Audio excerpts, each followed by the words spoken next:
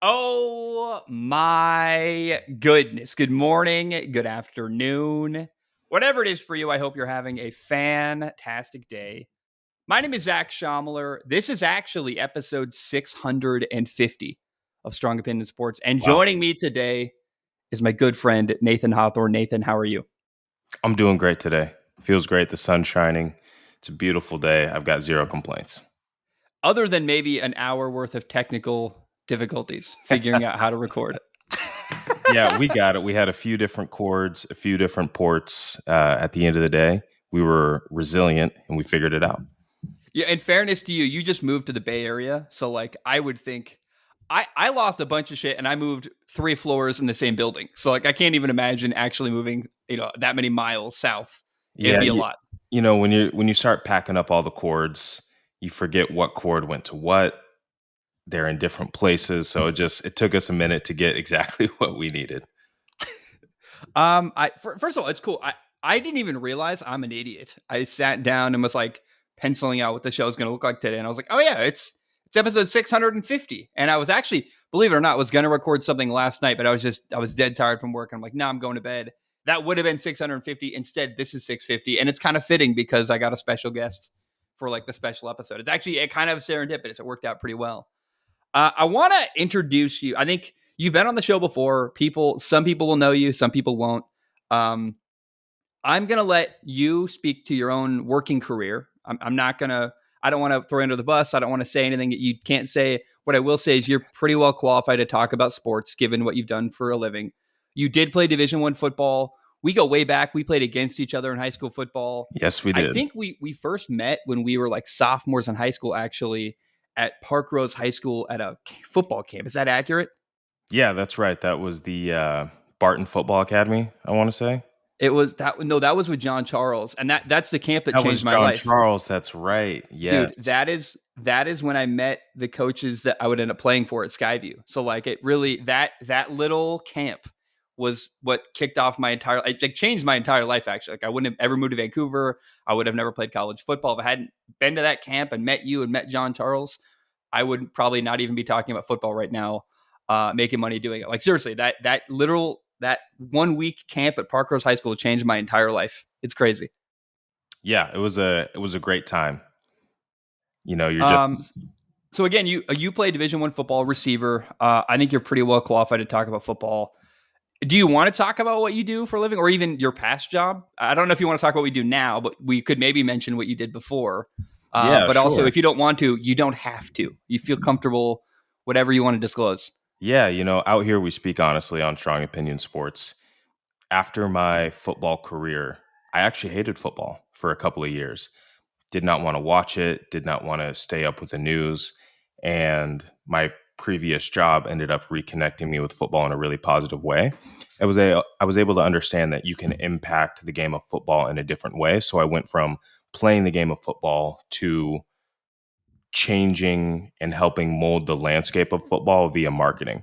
So I started working for one of the large brands in football marketing and was able to do some really awesome stuff for NFL strategy, NCAA strategy, helped kick off some of the NIL strategy that ultimately went through. And then at the end of the day, I was just selling cleats and gloves. To us when we were in high school, that was a large portion of my job. Is hey, how can we communicate and connect to these young kids? Yeah, I think that's a really good political answer. um, here's my thoughts today. We got a couple things. This is kind of a general catching up on football episode. We're in the middle of the off season. It's literally July 6th as we record. There's kind of pardon my French. There's fuck all going on in the football world right now. Like we're before training camp happens. All the offseason moves have already happened. Teams are kind of solidified, barring no injuries. I think it's a good time to talk about some things we're excited about in both college and NFL. I've got a list of quarterbacks that I think have something to prove and a list of quarterbacks that I think are secure, and we can debate whether you agree on who is secure and who's got something to prove. And then, Yeah, of course, there's like 1, 2, 3, 4, 5, 6, 7, 8 quarterbacks. They're just too young to evaluate that. I'm like, let's be very frank. Drake May, Jaden Daniels, JJ McCarthy, Bryce Young, Will Levis, Anthony Richardson, whatever happens in Denver. Those guys are too young to really put a judgment on.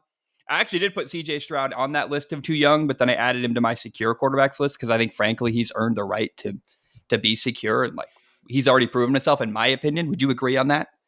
I would agree. I would also say he's opened himself up to that judgment. Um, you look at his kind of podcast tour this offseason with Micah Parsons. He's giving out, current rankings for NFL quarterbacks, GOAT rankings, putting his own self in there. That to me means, hey, I believe I've taken a certain step to be at a certain level. And if you believe that about yourself, then we will judge you, based on that. Yeah. Would you say that then CJ Stroud is opening himself up to be kind of he's putting a target on his back by being very vocal about himself by like I think if I were CJ Stroud between my rookie year and my sophomore year, I would have said absolutely nothing. I would have my head down, I would have worked my ass off, and then come back my second year in the NFL and really just killed it. And then at that point, you've got 2 years under your belt of really high level quarterback play. It's a bit quick of him to come out and just be slinging, saying all kinds of audacious stuff on podcasts when he's got 1 year, not two. And I think even after 2 years, like Joe Burrow never really says anything cocky in the media. He kind of just does his thing, keeps his head down, goes to work. Is what you're saying that CJ Stroud's kind of putting a target on his back? Is that an accurate statement? I, I don't know that I would say a full on target on his back, but I do think he has himself put himself in an echelon of quarterbacks that receive a higher level of judgment, right? You don't look Mm, at JJ McCarthy the same way that you are going to look at a veteran like Lamar Jackson, right? Both yeah. talented with their legs, maybe not the world's most amazing throwers, but you're still not going to put them on the same level in terms of judgment. So I think that CJ Stroud didn't necessarily put a target on his back, but the expectations are, of course, going to be high after an excellent rookie season. And sometimes you can have what's called that sophomore slump. And we're going to have to see how he reacts to doing what he can to make sure that he's not in that sophomore slump. I would actually compare it recently, like literally last episode, I called it coaching high school football. And I talked about how I got hired as an offensive coordinator. There were some people Congratulations, that by the were, way. We haven't had the chance to catch up on that. We've both been busy, but congratulations. thank you. But we should talk about that before this episode ends. Actually, it'd be Yeah, fun. But absolutely. I think a lot of people, most people were excited. Some people were kind of like, "Hey Zach, slow your roll. You've done nothing as a coach. You're talking a lot of trash about the former coaches, and you've done nothing to earn the right to talk smack." And I think that's fair, actually. Like David Douglas, right? I've never been an offensive coordinator before. I am very confident. I'm a better coach than what they got previously. And in fact, I'm very comfortable saying like I'm far superior to what they had previously because I've worked with the quarterbacks and their knowledge base is really disappointing. But I also understand being a bit bothered by someone boasting about themselves and their ability without having proven anything. And so I would say CJ Stroud might be doing that. Where like by being very vocal about my frustration with the David Douglas high school football program and the way coaches acted previously, I am opening myself up to a lot of criticism without having proven myself yet. I think there's a comparison though between Jordan Love. They're next to each other in my notes. Jordan Love and CJ Stroud. They both played 1 year. They both won one playoff game. But Jordan Love, excuse me, has done nothing to I've heard nothing from him all offseason. He's not out there on podcasts. He's not out there talking about top five rankings. He's not running his mouth. From what I know, Jordan Love, the Packers quarterback, after 1 year of starting, winning one playoff game, is doing exactly what I said he should, which is put his head down, get to work, getting ready to do it again in his second year as a starter. What do you make of that and the difference between two guys who both have started for 1 year, both had similar success in that first year, despite, again, Jordan Love, more years in the NFL, but 1 year as a starter, there's a parallel there, and they're both behaving very differently. What do you make of that? Yeah, I think you look at two very different quarterbacks in terms of how they go about being a vocal leader, right? Jordan Love a little bit more on the quiet side. We thought CJ Stroud was on the quieter side, but you can see that he can clearly command a locker room. But yeah, I think that you have Jordan Love, who's been in the league for a number of years, a veteran coach in Matt LaFleur, playing behind Aaron Rodgers for a number of years. I think changes the way that you work in the off season, but also changes the way that you approach things to the public. Aaron now kind of puts himself out there a little bit more, but previously, yes, like he would be sharp and tacky at the podium, but wasn't necessarily going out of his way to make himself present on podcasts and things like that. So I think that's one way to look at it. And then I also think of you got a younger coach in Houston, somebody who was a former player who understands the attitude, who understands that confidence and that swagger that you have to carry. And I'd like to think that he's encouraging that for CJ Stroud. He's not trying to be like, CJ, like, you need to be quiet, stop doing this, stop doing that, trying to get him out of his game. I think that he's encouraging him to continue to be himself. And is that going to hurt him? I don't necessarily think so, but it will be interesting to see how both of these young guys develop over the next couple of years. I like how you put it, opening yourself up to criticism, because you do that when you speak openly and honestly about your belief in yourself. But also, Yeah, that line between confidence and cocky is pretty thin. And you also don't want to be the guy who's too afraid to speak confidently about yourself. You don't want to be timid. For example, right, I'm hired as a coach. I think I know what I'm doing, and I definitely can help teach the quarterback better than they've had before. And so, like I said, when you're doing something new, and you're confident in yourself, it's okay to also communicate that. And there is that fine line, I believe. Here, can I tell you my list of? Oh, go ahead, if I could please. say one thing real quickly, I think there's actually a little bit of a spectrum to it. And I think you have Jordan Love on one side. At the very other side was, first couple years in the league, Baker Mayfield. And then somewhere in the middle is where you have CJ Stroud. That's how I see it. No, I think it's actually perfect. I don't think I would not want to be Baker Mayfield. I love Baker a lot. I like his confidence in himself. I also think his mouth gets himself in trouble often. Yeah, it very early in his career opened himself up to criticism, and he is a guy who wins over the locker room, and unfortunately had some injuries that kind of derailed that early part of his career, made it hard to perform on a consistent basis. But that's what happens when you open yourself up to criticism. It doesn't matter what the excuses are and what the realities are. You've opened yourself up. It's interesting to Baker. I like Baker a lot, but Baker makes it hard to like him, right? There's a bit of, and likability matters. And the one thing I'll say about CJ Stroud, I've watched a lot of his appearances and a lot of what he said publicly. He doesn't come across as unlikable. He doesn't come across as arrogant. He comes across as confident in himself. And there is a difference there, which is why I'm going to repeat that phrase over and over again. Opening himself up to criticism is different than putting a target on his back. I think that distinction does matter. Yeah. I also don't think CJ Stroud has said anything that really would get him in trouble. Nothing audacious. He hasn't called anybody trash. He's made tiers, but he hasn't, at least to my knowledge, and maybe I'm wrong there, somebody clipped something that CJ Stroud that was maybe out of pocket, but I haven't seen anything from him that said, oh, so-and-so is trash, so-and-so is garbage. And I think that saves you when you're, again, if you're not, you don't want to be hammering the people that you have to play against on a week-to-week basis. You're giving people headlines, bulletin board material. I think he's avoided that by the way of not putting people in negative light. Everyone knows the best thing to do during the summer is go to an MLB game, and Game Time makes getting tickets even faster and easier. Prices on the Game Time app actually go down the closer it gets to the start of any sporting event. They've got killer last-minute deals, all-in prices, views from your seat on the app, and their lowest price guarantee. Game Time takes the guesswork out of buying tickets. I would probably use the Game Time app to go watch a Mariners game up in Seattle, or get concert tickets because I love going to concerts. They've got last-minute deals where you can save up to 60% off buying last minute for sports, concerts, comedy, theater, and more. They've got flash deals where you can save even more with exclusive in-app deals on select seats ahead of the game or event. Zone deals where you can save even more when you choose a section and let Game Time choose the seats. They've got all-in pricing. Toggling that feature shows the total upfront with no surprise fees at checkout, so no hidden fees. And they've got seat views in the app where you can get a panoramic view from your seat in the app before you buy your ticket. There's a couple ways Game Time has your back. If you find tickets in the same section and row for less, Game Time will credit you 110% of the difference. There's job loss assurance, where if you lose your job and need a refund, Game Time's got you covered. There's event cancellation protection, where you can get an automatic full refund for events that are canceled and not rescheduled.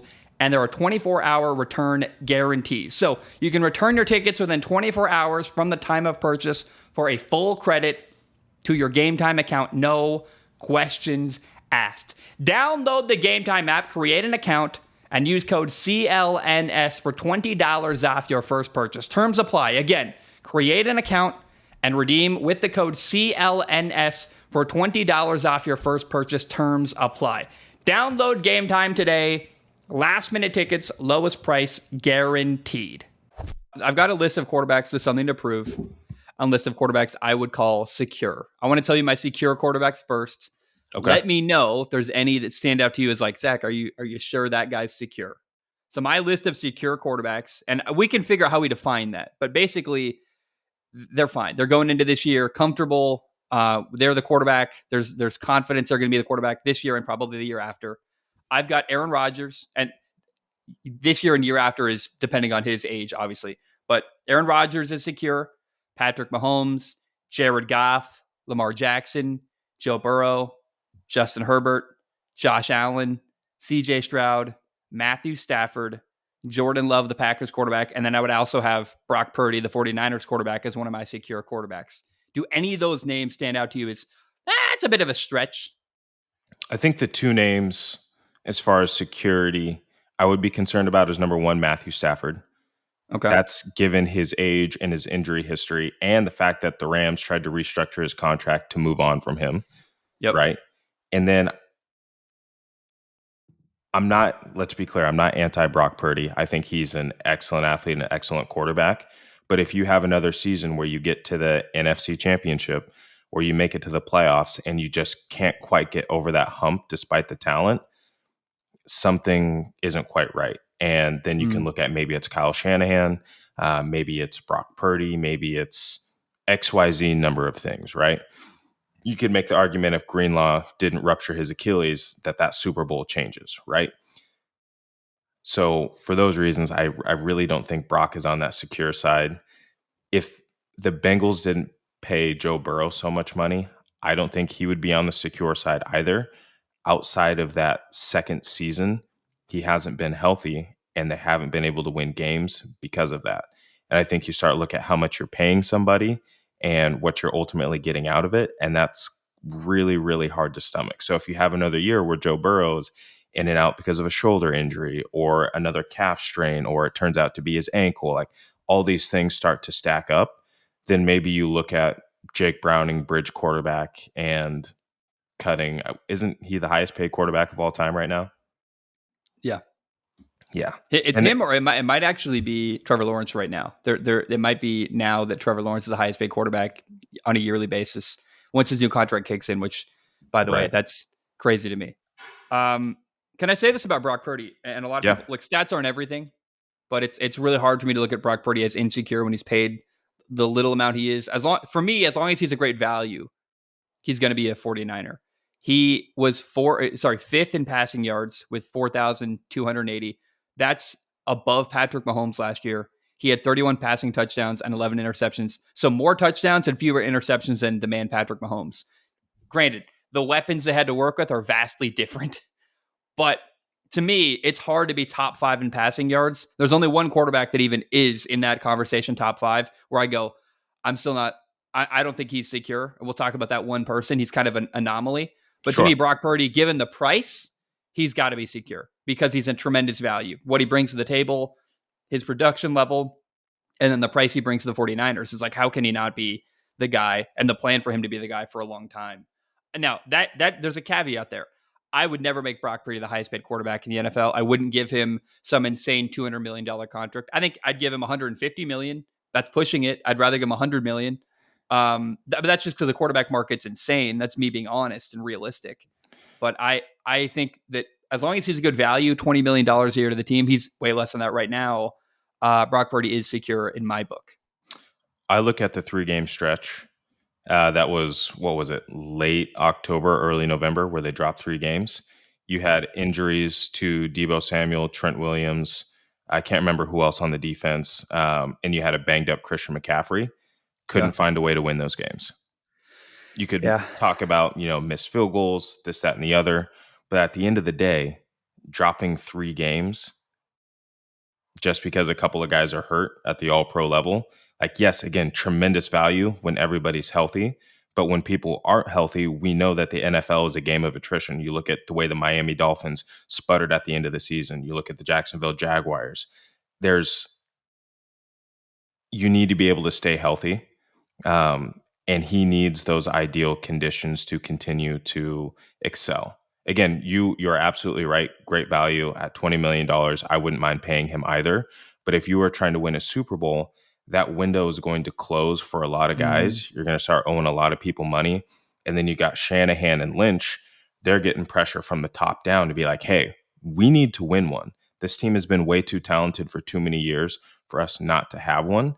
And I think it's more about the pressure of not winning the big game than it is his inability to play football at a high level. Because So if eventually your time is up, right? You yeah, look at the Golden State Warriors in terms of dynasties. Your time kind of runs out. Your big three, right? If we wanted to call the big three, even though it's not, if we wanted to call that big three, Debo Samuel, Christian McCaffrey, and Brock Purdy, you've already got Ayuk wanting to get out the door. Like, things just don't always work out. And at what a would certain you point, that do clock goes up. if you were the 49ers and Brock Purdy has an identical year to last year? Top 5 in passing yards, top 5 in production, but it sputters at the end of the year when it matters most.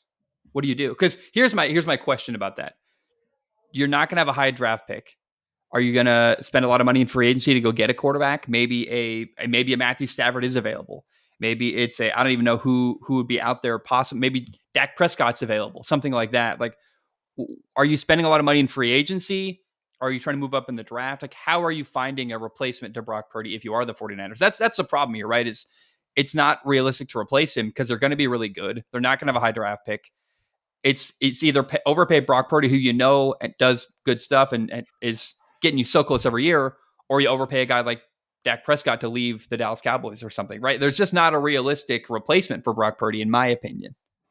Yeah, I don't have that answer either. And you've got so much money committed to a number of guys. Again, why they are actively trying to move off of Ayuk, which could have been your opportunity, right? You get a 2025 first round pick, wherever that is, to try and get yourself a quarterback, despite the class not being incredibly stellar. But maybe that's it. I can't remember who's currently the backup in San Francisco. Let's find out. What I would do without looking at who the 49ers backup is, I'd be drafting a quarterback. I'd be drafting a really high, like, potential talented quarterback every year in the second or third round. Josh Dobbs is their Mhm. backup quarterback right now. Yeah, They that's brought in Tanner Mordecai from Oklahoma. Let's see, where did he mhm. go to college? Wisconsin last year. Played for Luke Fickell. I would be trying to find a guy like Adrian Martinez, the UFL quarterback, the MVP from that league. Someone who's really talented, physically gifted, who can bring you value in a cheap contract that might eventually usurp and take the place of Brock Purdy. That's a crazy statement. I realize that. Yeah. Because Brock Purdy does a great job. But having a really talented backup you can teach and prepare, Mhm. and it would actually be kind of history repeating itself. Alex Smith is a really productive, successful quarterback, and the really talented guy. It's a stain to say his name for some reason now, but Colin Kaepernick was insanely talented and took his job. I think doing a similar thing, drafting a really talented guy in the second round every year for the 49ers is what I would be doing now in the last couple of years while you got Brock Purdy, because what you're hoping is you can find another cheap quarterback that's really talented and maybe more talented than Brock Purdy. But any other option is too expensive to Yeah. easily and properly replace Brock Purdy, in my opinion. I think that kind of dives deeper into the point I'm trying to make. Alex Smith, right? Where was he? He was in Kansas City. They won a lot of games, but couldn't get over the hump. Yeah. It was great for the team to be winning games, but at the end of the day, if you can't get over that hump, that time is going to run out. Now, let's be clear here. Brock Purdy, 1 year as a starter, coming in halfway through. And then that second year as a starter, he's battling coming back from that UCL injury. I think this year will be really telling, and I'm really, really excited for him to have this full offseason to be able to work on throws maybe he couldn't last offseason, to watch more tape and just generally be more prepared for the start of the season, not having to rehab. And that could be the launch, and that could be the jumping point that he needs to take that extra step. So I'm really excited for him. And then again, if he goes out and crushes it this year, what are we even talking about? Because it is crazy to even talk about replacing a guy who's played such efficient and high level football. Again, I think Brock Purdy's secure, but the question is if they lose the Super Bowl again, right? Which is like insane. I mean, that's such a high level of production. Top five in passing, top five in production. You lose the Super Bowl. But if they do that again, there's going to be questions that have to be answered in San Francisco for sure. All I'm saying is they were this close to not even being in the Super Bowl. Yeah. You know what I mean? If the Lions don't choke that game away, they're not even in the Super Bowl, and this isn't even a discussion. Yeah. Yeah. It would be a very different conversation if they lost in the NFC Yeah. title game rather than the Super Bowl. There's two more quarterbacks on my secure list that I think are going to get. I don't know that to me, they're not controversial. I think they are very secure in their position, but some people might push back. Um, Number one is Jared Goff. Some people, are still, I think they've got a hard time transitioning the way they viewed him as an LA Ram to who he is now as a quarterback. To me, Jared Goff is just massively improved from his time with Sean McVay to where he is now. He's a different quarterback. He's a different person. He's an aging veteran. I don't know how he couldn't be extremely secure. He's got a massive contract. He's deserved it, in my opinion. What he's done with the Lions is monumentally impressive. But would you agree that there might be some people that would push back against Jared Goff being secure in his position? There might be some people, and I think you're right. He still has that stain of Los Angeles, and it didn't help that as soon as they got Matt Stafford, they won the Super Bowl, right? Yep. And his first year and a half, really, until they went on that hot streak to close the year. And what was that, 2022? They weren't that great of a team. And so it is Yeah. hard to forget the past, but it did take time for that roster to come together. I think there's a great example of having faith in a head coach and faith in a quarterback to stick some things through to get to where they're at now. I think that resiliency is reflected through Jared Goff. He is the epitome of that. He has the locker room, he has the talent and abilities, he has the weapons. I see no reason that his job wouldn't be secure. This is actually not who I was going to mention, but to me, I've been watching a lot of film with Jordan Love. The Packers absolutely he's absolutely secure in his job. I don't even want to have that debate. Like I've watched the film. He got so much better as the year went on. I'll tell you, the Packers front office right now is like, we got our guy. Really happy. The one name though that I think, and I think this is ridiculous. I want to be clear. This is not Zach's opinion. This is my belief. Is there will be some people going, hey, that's weird. Is Justin Herbert actually?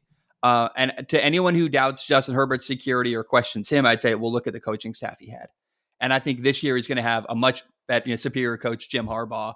I can't wait to see Justin Herbert prove a lot of people, anyone who does doubt him, prove him wrong this year. But there are some people I think that doubt Herbert because of his lack of winning in big games, his lack of winning in the playoffs. But I don't fault Herbert for that. I fault the coaching staff that was previously in LA. What say you to that?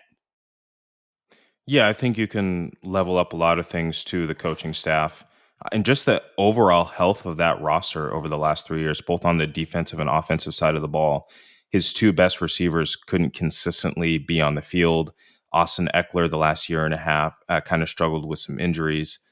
I'm not sure he ever had a truly solid tight end to be able to throw the ball to. So you look at a running game that was mostly just a screen game to Eckler, not a lot of actually handing off the ball, which means your play action game wasn't very strong. And where are you throwing that ball? Mike Williams isn't on the field, and Keenan Allen probably has a pulled hammy. So you start looking at all those things, really tough offensively. And then when you have a defensive head coach and your defense is bottom 25 in the league, perhaps even worse than that, and those guys are getting injured, and you're paying Khalil Mack so much money, and Derwin James so much money, and Joey Bosa so much money, so you can't even afford to make changes either offensively or defensively to try to get the team going in the right direction. There was just no recipe for success, and I think that Staley is going to do just fine as a defensive coordinator. But I just think maybe the head coach job went a little over his head. And I think that Herbert's start to his career suffered for that, not just statistically from a winning standpoint, but also health. Like he battled a number of injuries from ankle to ribs to shoulder throughout the past couple of years due to a lack of protection. And I think that this year you've already seen Harbaugh make a concerted effort to shore up that front seven or that front five for him, invest in that running game, And that's really going to open some things up in that play action side. Now, who's he going to throw the ball to right now? I'm not sure. But I do think for the next 2 years, he is secure by way of contract and by way of Harbaugh probably having an upgraded version of what he had in JJ McCarthy at Michigan. Oh, upgraded for sure. Dude, I think he's one of the most talented people alive throwing the football. Like, You got a similar big, broad body type, and Herbert's even bigger. I think he's better with his legs and stronger with the arm. It's just tiers above what you had in JJ McCarthy. also, I think of what he did with Kaepernick. I mean, I want to be very honest. I often don't talk about Colin Kaepernick because mentioning his name incites a fury from all kinds of people. But he was so talented, man. He was like a Madden quarterback's dream, for example. And Herbert has a similar ability. He can run. He's got a massive arm. I mean, I think physically, like from a traits wise perspective, like Herbert's what Colin Kaepernick was actually in a weird way. And I just can't wait to see what Jim Harbaugh does with Justin Herbert. I'm like, I Very think it's going to excited. be, Very oh excited. my gosh, dude, it's going to be so fun. Let's let the real debate now begin, though. I think it's funny. We're 30 minutes in, and we're now finally starting the real conversation, which is these are quarterbacks to me that have something to prove. I don't want to list them like I did with the secure quarterbacks because, like, it's not worth having a conversation about Lamar and Joe Burrow and Patrick Mahomes. But these ones, I'm not going to list them out. I want to go through them one at a time. Starting with actually a quarterback who let's start with a Cowboys quarterback, a guy who was in the top 3 in passing. Dak Prescott. Dak Prescott had 4,575 yards passing. Excuse me. He had 4,516 yards passing, 36 touchdowns, 9 interceptions. It's really hard to call a guy not secure in your position when you have a year like that. 36 touchdowns, 9 picks, almost 5,000 yards passing. That's insane. He's third in passing, and I still think he's got something to prove this year because similar to what you said about Brock Purdy, every time it gets down to the end of the year when it matters most, I feel like Dak Prescott doesn't deliver. Whether that's a coaching problem, whether that's a Dak Prescott problem, I think it's kind of both. I'm not that impressed with Mike McCarthy, and I'm not that impressed with Dak Prescott. But what do you have to say to that? Do you pretty strongly agree that Dak Prescott got something to prove this year in 2024? I believe that he's going to ultimately be a Cowboy for life. I don't think that there's any situation where him and the Cowboys part ways. He's so great for the brand that is the Dallas Cowboys, regardless of how people feel about whether or not he wins or doesn't win the big games. He is the face of the Dallas Cowboys. They chose him over Zeke. They're going to ultimately choose him over whoever it is that they need to shore up that roster. And I believe that Dak Prescott is secure in his job, not necessarily due to performance or anything otherwise, but I think that he just is that face of the brand. They're going to pay him. They're likely going to overpay him. And I believe that he is close to getting over the hump. I think that he, much like Lamar Jackson, I think they both get in their own heads and try to be what the media says that they need to be in those big games. And then they outthink the room. They outthink themselves. And I think that if they can just continue to mature, they're starting to get into their more veteran seasons, starting to truly enter some of those years of their prime. I think for Dak Prescott specifically, you're going to start to see him shore up those mistakes that maybe he was making in those big games and really take that next step. I think it's really, really close for him. I think he's in a division that will allow him to do it. It's going to be a lot of high-powered offense now, weirdly, in the NFC East. And I think that he's got an opportunity to, again, not necessarily secure his job from, again, that performance standpoint, but completely mess that up. We might have to cut that. It's okay. Jerry Jones has a hard time. He's kind of a softie. And Jerry Jones has a really difficult time because he gets sentimental about his players. And he struggles, it seems like, to really ask hard questions and evaluate the people in the building, whether that's the coach, Mike McCarthy, whether that's a quarterback, Dak Prescott. I think Jerry Jones is a wrong person to be running the Dallas Cowboys from a football operations standpoint. He should not be the general manager making decisions, in my opinion. I think that leads to him making bad financial decisions with committing to players because he likes them, because he's got this sentimentality towards them, rather than actually going, hey, is this a good value for us? Is this player making mistakes on the field? Is this player the one that we really think can take us to win a Super Bowl? So if it were me running the show in Dallas, Dak would have a lot to prove this year. But I think you're right that maybe Dallas doesn't view it that way because Jerry Jones gets sentimental and he's kind of a softie and he kind of has a hard time removing his emotion from the equation when it comes to evaluating a quarterback like Dak Prescott. Do you kind of agree? Is Jerry Jones the problem, really, in Dallas? I don't know if you could say he's the problem because he has put together a pretty good roster for a number of years. Yeah. And it is hard to play, GM and owner, and there's always a let the football guys do the football stuff and kind of stay out of it. Um, but Hey, yeah, man, I will say to credit to him, as far as an owner making football decisions, he's the best ever. Like, they just, most guys can't even get close to, most owners don't know football well enough to do what Jerry Jones has done. So yeah, you're right. Tip of the cap, still get the fuck out of the room. Like, you I, can't s- let a guy do their job. I think when it comes to that second contract, he is having a tough time, like you mentioned, because of sentimental. You overpaid Zeke after you used and abused him for a number of years. You probably overpaid Dak on this last contract, setting the stage for you to have to overpay him again. CD Lamb is very, very expensive. I just, yeah, we'll just have to see. I wouldn't call Jerry Jones necessarily the problem. I think there are a number of things that are plaguing the Dallas Cowboys, but it doesn't help when your owner is the general manager and he wants to pay his friends. Oh, I like that. I like it put that way. He's paying his friends.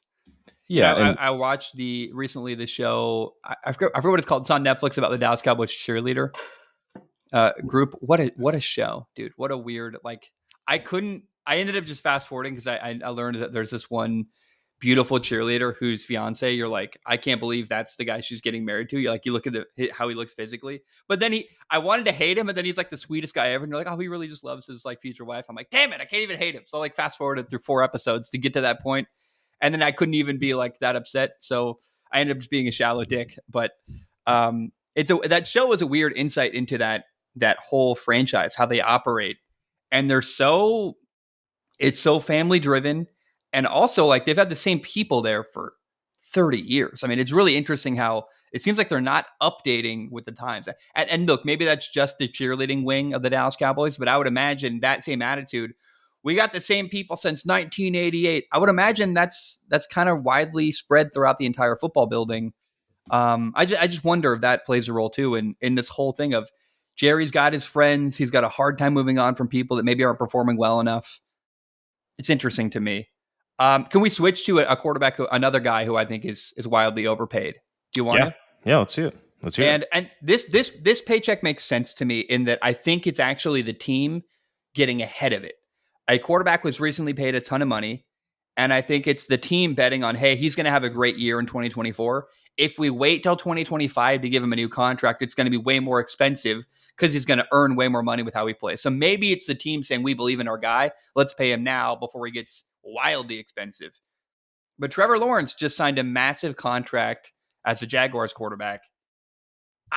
I was like, is that earned? It's a bit weird to me. I was like, that's a bit quick, like a fast trigger on giving him a massive contract. To me, that automatically makes Trevor Lawrence have something to prove. People often talk about Trevor Lawrence as when he was coming out in the draft, he's the best quarterback prospect since Andrew Luck. And I was like, wait. Does Joe Burrow not exist? Joe Burrow is like the best quarterback prospect I've ever seen in my life. I think even maybe better than Andrew Luck, believe it or not. And I don't know where this love for Trevor Lawrence comes from. He's a bit overrated, in my opinion. He's got to earn it, in my opinion, still. But he got a massive contract. The team paid him. What do you make of all this? Do you think he's got something to prove? I think he does. I'd like to see the money and the accolades he gets from people on social media lead to playoff wins. I'm still waiting on that. But what do you make of all that? What do you make of Trevor Lawrence? I think it was a great decision to pay him early. Um, that's one of those decisions as a general manager that tends to pay off rather than waiting. Hence, what we were just talking about with Jerry Jones. You wait too long, you end up paying way more than you want to. Mm-hmm. I think that Trevor Lawrence and people talk about moving the goalposts, and some people get the goalposts moved for them more than others do, right? They get more excuse and more grace. He has displayed an incredible ability to make make throws that other quarterbacks cannot, or very few quarterbacks in the NFL can. What I haven't seen is him staying healthy when it matters, whether that's his ankle, and I believe his shoulder as well this year, and his ribs. He has to be able to stay healthy throughout the entire season and continue to make those throws and carry the team. I don't think that the roster is very good around him. I know that his receiving core was relatively talented this year. There are a number of end zone drops this year. I can't remember who put it on Twitter, but I'm talking about Yeah. 4 minutes straight of just receivers dropping the ball in the end zone. So, you catch a few more touchdowns, add 6 or 7 more touchdowns to his year this year. I wonder how the game changes for him. But again, I think you pay him early because again, he could have an explosive year.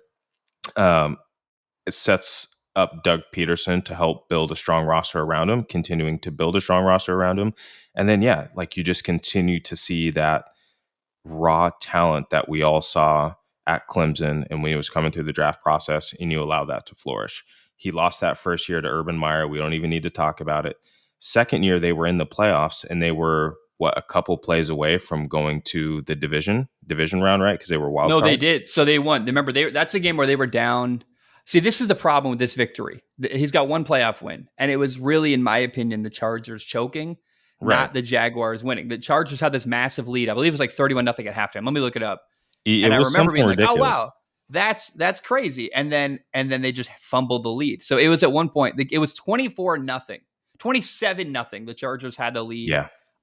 It was 27-7 at halftime, and the Chargers blew the lead. The Jaguars came back and won. Now, look, I don't want to hate on that. That's a great win. Like, that's awesome. But how much is that the Chargers fumbling a 27-point lead, and how much is that the Chargers being a great, the Jaguars being a great team and winning? And Trevor Lawrence had 4 interceptions in that playoff victory. Like, Right. glad you found a way to win, but you got one playoff win in your career. You didn't make the playoffs last year. I don't know, man. I guess to me, I think I said it well earlier, which is I think it's the team hedging their bets and saying, let's take a risk that he's going to end up being way more valuable. We'll pay him now, so it's not crazy expensive. Yeah. But I still look at that contract and go, where did you earn that, dude? Let's see some playoff wins. Let's see some high level victories that I remember, other than Yeah. this one fluky win in the playoffs. I don't know, man. I don't hope I'm not off base. I don't mean to hate on Trevor Lawrence. I just saw that contract and went, he's 3 years in, got one playoff victory, didn't make the playoffs last year. I get it. The weapons are helping him, but still, man, I don't know that I would have. It just felt like an awkward amount of money for a guy who hasn't deserved it, in my opinion. Yeah. I can certainly see that. I'm in the camp of let's see him continue to develop because again, he has so much raw talent and raw ability. But yeah, maybe he's not on that secure side despite what they paid him, and maybe paying him early helps when it comes time to offload him potentially, and maybe it comes to their favor when it comes time to get some more weapons around him because you can actually afford it. And let's make this distinction because a lot of people are going to get mad at me. Trevor Lawrence is secure in his job. Like, the team paid him. He's not, from the team's perspective, clearly they believe in him. I'm talking Zach Schaumler. I go, let's see it, dude. I want to see you earn your spot. And that distinction matters because I think the Jaguars view him as their quarterback for a long time. Like, he is secure in his role. I personally want to see Trevor Lawrence have a badass year, win the division, win a playoff game. Then I would take a deep breath and go, okay, yeah, you earned that money. I But mean, the until that division's happens, not I'm very like, good. The division's not very good. no, but they've got challenges. They've got Houston. They've got Anthony Richardson and the Colts. They've got Will Levis with the new offensive coordinator, an offensive head coach, Brian Callahan. So the division isn't super talented with Houston and Tennessee and Indy, but they are getting better. And it's going to be, I think, a bloodbath, actually. I think it's going to be one of the more interesting divisions in football because you got 4 young quarterbacks, a lot of offensive coaching, a lot of fun stuff going on A in lot that of AFC South. inconsistency. I think that's going to be the theme. And Mm. like you said, that's why it'll be a bloodbath. You're going to see some ups and you're going to see some downs from both teams due to that youth, due to the younger coaches, obviously outside of Doug Peterson. And the quarterbacks, like you said, none of them have really stamped themselves into this league. So it's going to be really fun to watch. Well, think about this. So Trevor Lawrence just signed a massive contract. Let's find the exact number amount. I think it's possible that Trevor Lawrence ends up being the 3rd or 4th best quarterback in his division.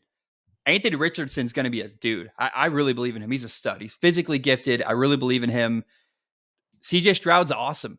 So at that point, you're already talking about Trevor Lawrence maybe being the third best quarterback in that division. And what if Will Levis, with finally an offensive head coach, kicks ass and does incredible? Then you're talking about the highest paid quarterback in the division being the fourth best guy in the AFC South. I realize I'm really like going down the list and finding ways to pick on Trevor Lawrence, but that's a possible future for us.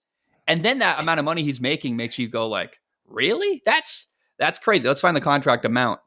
If the Jaguars called the Titans and said, "Hey, we want to do a 1-for-1 swap, Trevor Lawrence for Will Levis," what do you think? They would have that deal done before the phone even clicks. That deal would be done so quick. Now, again, we didn't see much of Will Levis, and what we saw wasn't necessarily amazing, given all the chaos that surrounded him. But I mean, ability to make all the throws, Trevor has that way over Will Levis. Does Will Levis have a big arm? Sure. But he can't make all the throws accurately. Here's my contention. Trevor Lawrence just signed a 5-year, $275 million contract. What I'm saying is, what if in January 2025, end of this year, we look back and go, oh my gosh, Will Levis had an amazing year and a better year than Trevor Lawrence. And then we're looking at, okay, wow, CJ Stroud's a stud. Anthony Richardson's incredible. And Will Levis had a better year than Trevor Lawrence. Can you imagine if because that is a possible future. You're right. Right now, today, everyone would take Trevor Lawrence over Will Levis because he's proven himself more than Will Levis has. But man, I think it's possible. It's one of the potential futures. I love thinking about like the branching paths, and one of the potential futures for us as we look back in January and go, damn, dude, they paid a guy $275 million and he's the fourth best quarterback in his division. That's just a reality. I think that is possible. And what's exciting is I'm trying to think of a team that truly has a bad quarterback right now. There has been such an explosion of quarterback talent that's been able to make its way across the league.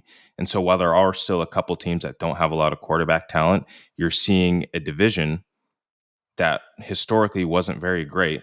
I know you love Gardner Minshew, but Colts, kind of going back, Colts and the Jags going back and forth with Gardner Minshew for a number of years. Now, all of a sudden, we're having this conversation where CJ Stroud could be amazing, could continue on that path of a great rookie season that he just had and follow that up. You've got Anthony Richardson, who showed some ridiculously explosive plays before he got injured. And yes, you've got this question mark with Will Levis, but you saw some incredible talent when he was just letting it fly to DeAndre Hopkins when he threw for 3 TDs. And you've got Trevor Lawrence, who at times looks like one of the best quarterbacks in the league, but then at other times struggles fumbling the football and has problems with interceptions. So it'll be really exciting to see. Here's a team you mentioned. There's not a lot of teams with a quarterback problem. How about the Pittsburgh Steelers? They've got Russell Wilson at quarterback. They might have a quarterback problem. They got Russell Wilson. Their backup is Justin Fields waiting in the wings. I think the longer you can sit Justin, whether Russell Wilson does well or not, the longer Justin can watch Russ and learn and take notes. Because I think even when you watch someone do their job badly, you can still learn a lot and learn what not to do. So I think Justin sitting is going to be really good for him. But Russell Wilson, man, is a guy obviously with a lot to prove. I felt so burned by him when he got traded to the Denver Broncos. I was excited. I remember for years when he was in Seattle, his waning years in Seattle, talking about Russ and saying they're not properly supporting him. The offensive line is a problem, this and that. He gets moved to Denver. I think he had the wrong coach. He had Nathaniel Hackett, who was hired clearly to try to attract Aaron Rodgers. And then Nathaniel Hackett ends up with Russell Wilson. So coaching quarterback that didn't work well together. And frankly, a head coach that didn't know how to manage the personality of Russell Wilson. So that first year with Denver sucked. But then year 2 in Denver, he gets Sean Payton. And I'm like, dude, here we go. We're going to see Russell Wilson explode. Like, he's a smaller quarterback. I think body type similar to Drew Brees. And it was a disaster again. And so at this point, I've got no confidence in Russell Wilson. He seems like a weird, aloof guy in the locker room. He's doing weird stuff on the plane. There's a like really long video going around. It's like 4 minutes of Russell Wilson talking about the Danger Witch, the Subway sandwich. And it's one of the creepiest videos I've ever seen. Like truly like serial it's killer. A couple like years stuff. old, but yeah. But it's like this is like really like top tier cringe. And I just think Russell Wilson has done nothing to earn any goodwill or respect recently. Yeah. Is that pretty straightforward to you? Like, Russell Wilson's got a lot to prove this year in 2024. I think that Two things failed him in Denver. I think the first thing being Nat Hackett. We already talked about that. Um, and I think that second thing is you had a coach who did not want that quarterback. As much as Sean Payton was saying early, about Russell Wilson and his ability and learning all about him, I don't think that Sean Payton ever truly wanted Russell Wilson to be his quarterback. And I think that in order to give himself the longest lead time possible as a head coach, he needed Russell Wilson out the door. You have a veteran quarterback, they don't give you much time. But if you have a rookie quarterback like Bo Nix, now you're pretty much locking in at least 2 more years for Sean Payton. Instead of win now and win immediately, you're looking at a situation where you can have more losses. You can have a little bit more forgiveness because you're working with a Mm, rookie quarterback. I also think that Russell Wilson, what you saw in Denver, was incredibly efficient. You think about that Monday Night Football win that they had against was that the Bills in November? That was let's a find really it. great. That was a great game. He didn't necessarily play superb, but he handed the ball off and he kept them in it. He didn't turn the ball over, which is something that was great to see. And then I think things really went to shit when the whole "we're going to bench you if you don't restructure your contract," blah blah blah, and that opened up the rest of the season just to be a tire fire, right? And so I Mm. think that those three things contributed to what ended in a pretty embarrassing exit for him from Denver. I also think that he started to display some of those things that started to make Seattle frustrated, holding on to the football a little bit too long, not letting it go even when it's there. I think that started to come through in Denver. That started to frustrate Sean Payton. And now we have him in Pittsburgh. Who's the offensive coordinator now in Pittsburgh? It is Arthur Smith, the former Arthur Falcons Smith. head coach. Yikes. So Yeah. I'm Yeah. not sure. I don't think that's good for Russell Wilson or Justin Fields. So I think you're right. He doesn't have any goodwill currently. Um, Pittsburgh's not losing any money paying him, so they can, try and find a way to get some talent around him. Justin Fields, yes, gets to learn from a pro, like a pro's pro, of how to prep and get ready for NFL football games. But, flipping this over to Justin, like, how much do you want to get better? Mm. Yeah. We've Would seen you? you for 3 or 4 years now Yeah. not take really any leaps to how you approach the game, at least that we've seen. And we know that there were some things that maybe did or didn't go right in Chicago, but Well, let I me don't say know if this. Arthur Smith is the guy. I'm a coach now, right? So I've been working with a quarterback who is he's a way better athlete than I ever was. He's taller than me. He's got a bigger arm than me. Like physically, my quarterback at David Douglas is actually like really awesome. I'm the offensive coordinator there, and he's just never had coaching. Like, how do you want a kid to get better if they're not being taught cover three, cover like my quarterback only knows cover two. He doesn't know any other coverages. He doesn't know how to take what kind of drops out of what for certain plays. He doesn't know what a quick game drop looks like in the shotgun because they had him running the veer offense before. Like Hmm, his talent was wasted and he wasn't taught proper football. So with Justin Fields, I wonder, right? It's easy to blame the kid. Hey, like you're not working hard enough, blah, blah, blah. But I also wonder, was Justin Fields properly coached? Was he given the proper support in order? Because it's hard to get better if you don't know what you're doing wrong or you don't know what adjustments to make. I truth. really wonder with Justin Fields, how much of his lack of improvement over the years is him and how much of it is coaching? Because he's wildly talented. And I would imagine with the right coach, he's going to be awesome. But I've just been waiting and waiting for years for him to get the right coach. I don't think he's ever had it. With Russell Wilson, you talked about Sean Payton not wanting him. I couldn't agree more. I think that for self preservation standpoint, you want a longer lead time, a longer leash to coach in Denver. Also, Russ is expensive. He doesn't want an expensive quarterback in Denver, and he wanted a guy to fall in line. I don't think Sean Payton wants a quarterback to have an opinion, have questions, have notes for the coach. He wants a quarterback that says, "Sir, yes, sir, I'll do whatever you say." And a guy like Bo Nix, who hasn't earned anything in the NFL, is going to do whatever Sean Payton tells him. A guy like Russell Wilson's, on the other hand, got some opinions and got some things, adjustments he'd like to make up front with the offensive line and with pass protection. And Sean Payton doesn't want that. He wants a quarterback that does exactly what he's told, a good soldier. And I think Russ wasn't that. So I think that whole situation with Sean Payton is a good explainer for why Russ didn't work. The one factor we haven't talked about is his ability to move. He's not the same Hmm. athlete he once was. But I think it's very possible. Let's talk about, you mentioned that game. I don't know if this was Monday Night Football or not, but I found the box score from the Broncos-Bills game. The Broncos won 24-22. Russell Wilson was 24 for 29 passing, had 193 yards, 2 touchdowns, no picks, and no turnovers on the day. That's an incredibly efficient game. On the year, Russell Wilson had 3,070 passing yards, 26 touchdowns, 8 interceptions. So again, wildly efficient as a quarterback. If he takes that exact performance and does that in Pittsburgh, a team that's going to run the ball better, play way better defense, I think Pittsburgh's a good team, borderline playoff team. Like really, if he does exactly what he did in Denver last year in Pittsburgh, I think the Steelers are a good team. And the fun thing about Russell Wilson, I think culturally, which coach do you think is more likely to embrace Russell Wilson and kind of lean into what Russell Wilson is and be accepting of him and make it work with him? Dude, I think Mike Tomlin it's possible, is the exact perfect coach for Russell Wilson. Sean Payton is not the guy I think to work with Russ. I think Mike Tomlin might have the savvy smarts to go, let's just embrace this guy. Let's support him. Let's give him love. Let's be what he needs. Because quarterbacks, if you're not comfortable, if you don't like where you're at, you don't feel like you're liked in the building or appreciated by the coaching staff, it's really hard to be confident in your abilities.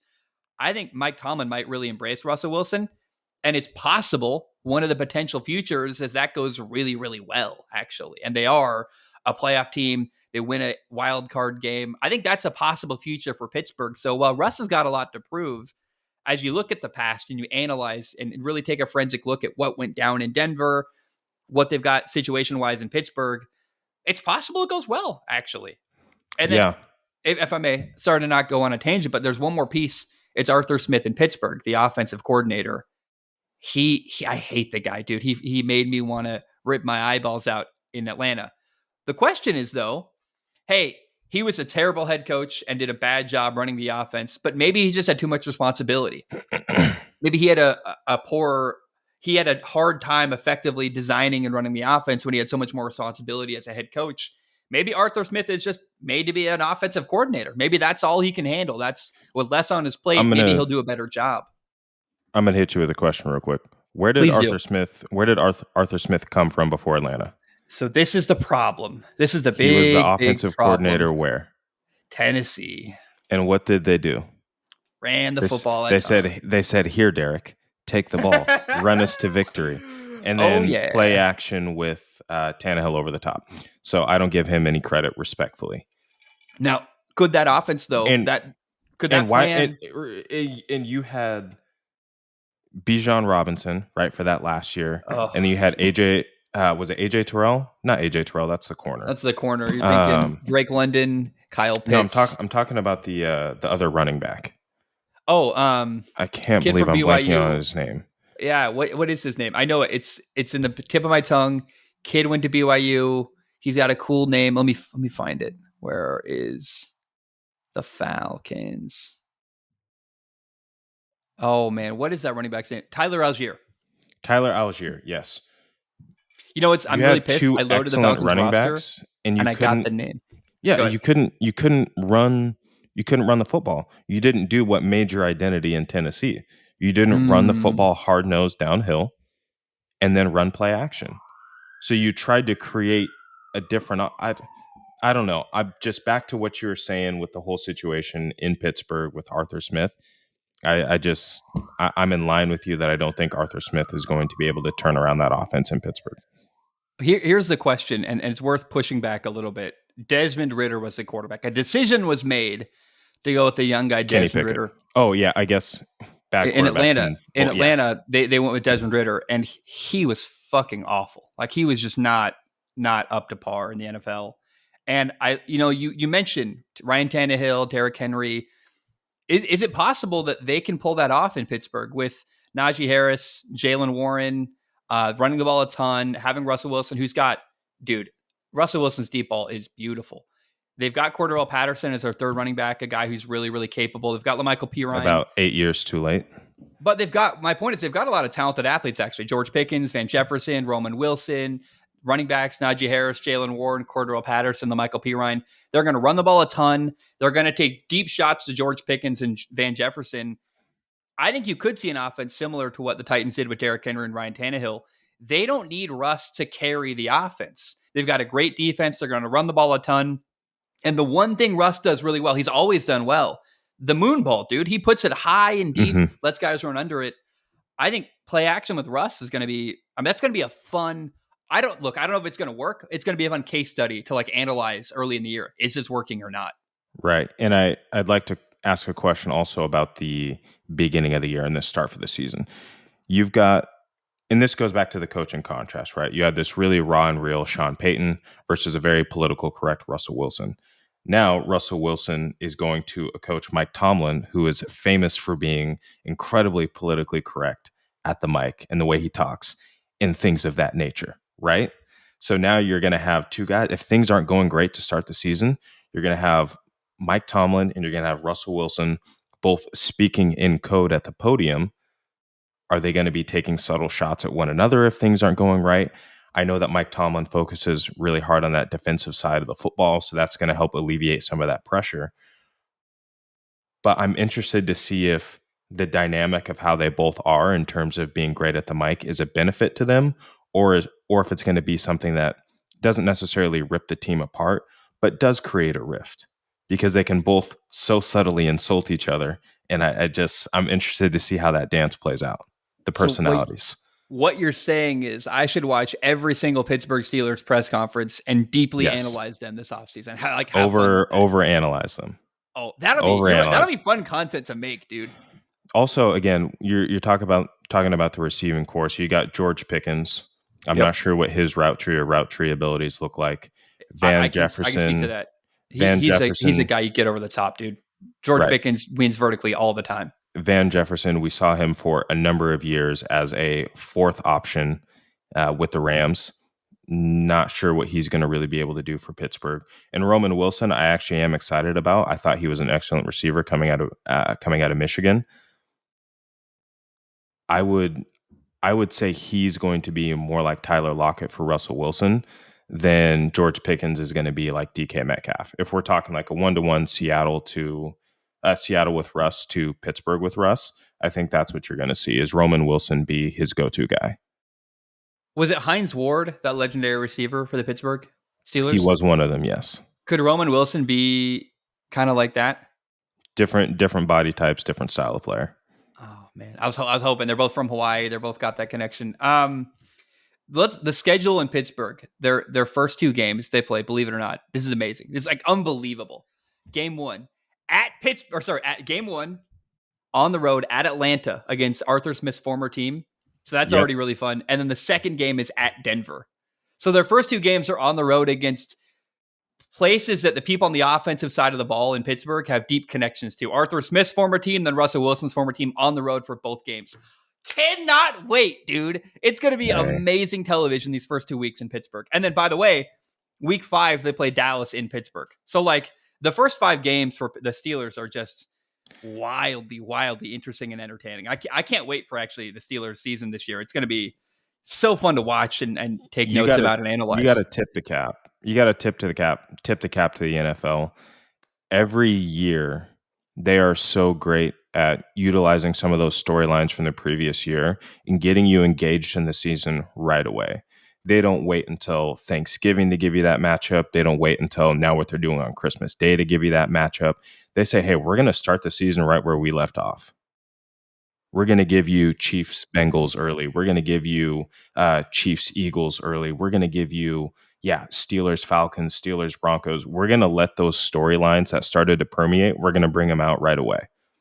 This episode is brought to you by Factor, and they are offering 50% off to listeners of this show. Head to factormeals.com/SOS50 and use code SOS50 to get 50% off your first box plus 20% off your next box. That's code SOS50 at factormeals.com/SOS50 to get 50% off your first box and 20% off your next box while your subscription is active.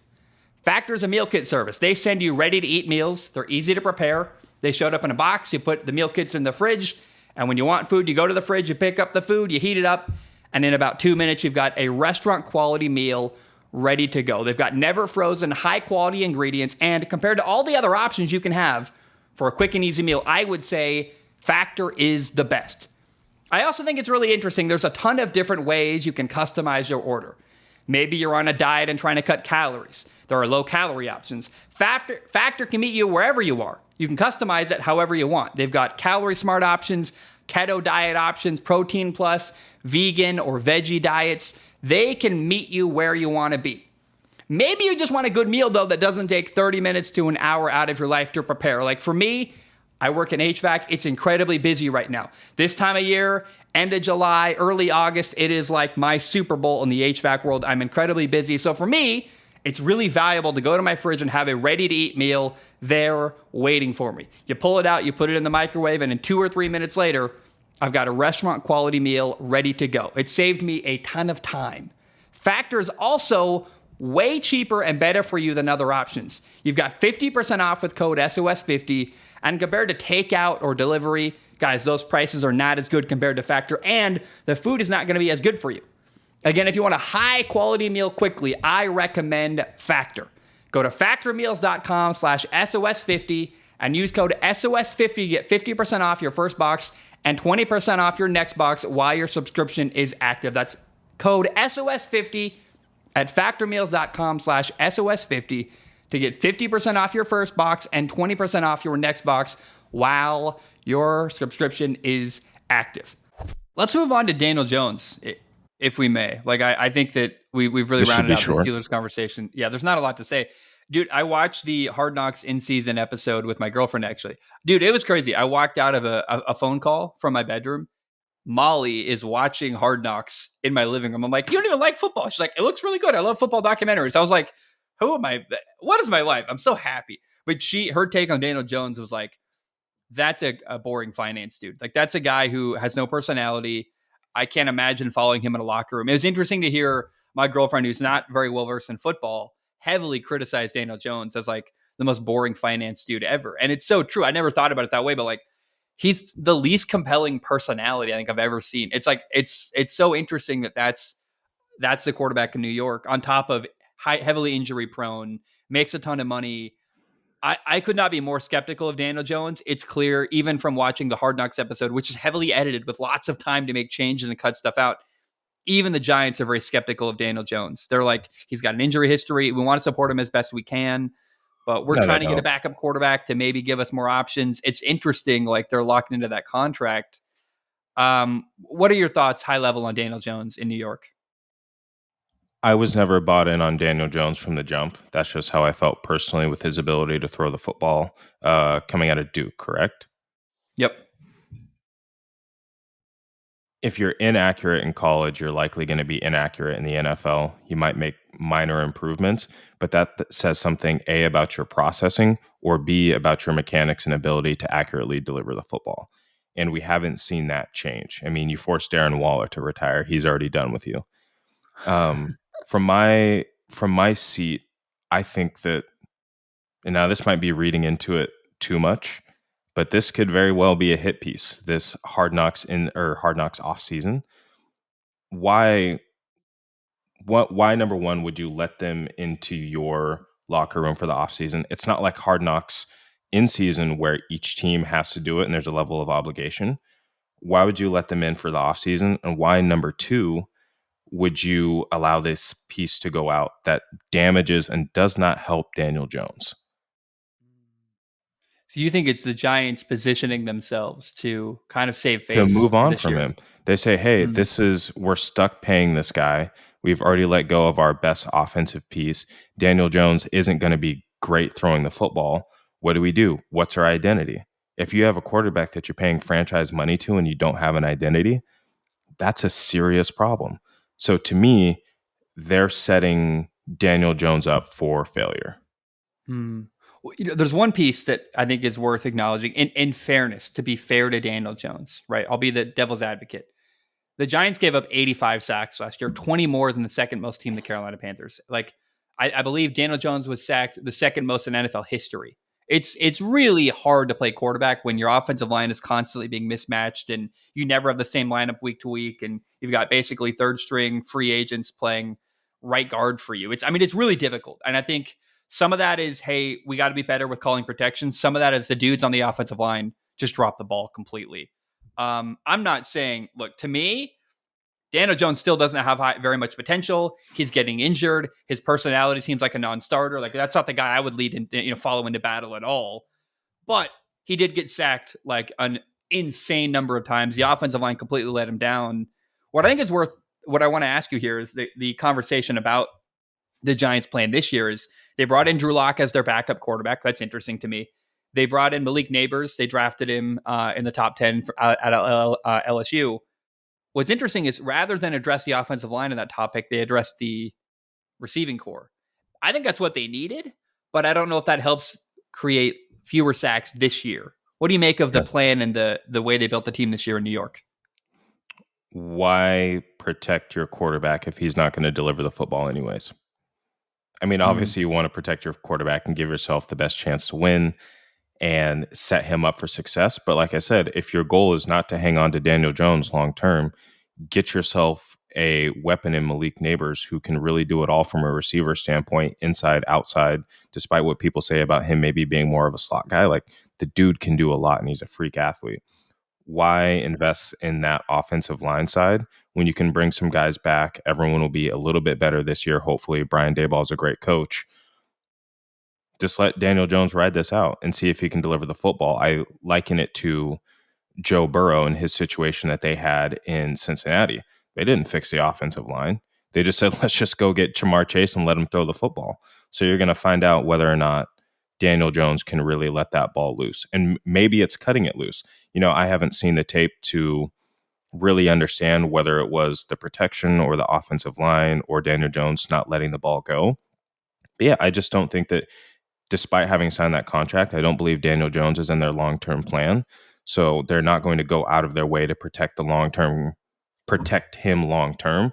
They're going out of the way to get themselves a weapon, go get a quarterback from elsewhere, and then now you're in a position next year to get yourself another weapon or then actually shore up that offensive line.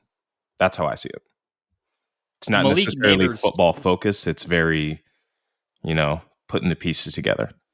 you're building for the future. I mean, Malik Neighbors might be a gift for their next quarterback. It might be, hey, Exactly. our next guy's really going to want him, and we can't pass on this weapon now. We can't draft a right guard when we're just never going to have availability to draft a weapon like Malik Neighbors again. Yeah. Again, Bengals took Jamar Chase and said, Joey, just throw it up to him. And they drafted T. Higgins the year before. They just doubled down on the weapons, and then they got a guy who could deliver the football. I think Drew Lock is going to get playing time in New York I this think year he as a will backup too. quarterback. And I think that's, dude, you know who does? Say what you want about Drew Lock. He's got a lot of flaws. The dude lets it fly. Like he's going to take deep shots to Malik Neighbors. So that'll be fun to watch. Like I'm actually excited for that possibility. He's going to let the ball go.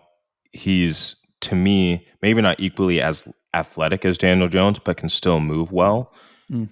I think that he's had the opportunity to be behind somebody like Geno Smith to kind of tamper down that young Drew Lock that maybe was a little bit more chaotic. And I think that you're going to see a really mature version of Drew Lock try and make his way through to playing time in New York.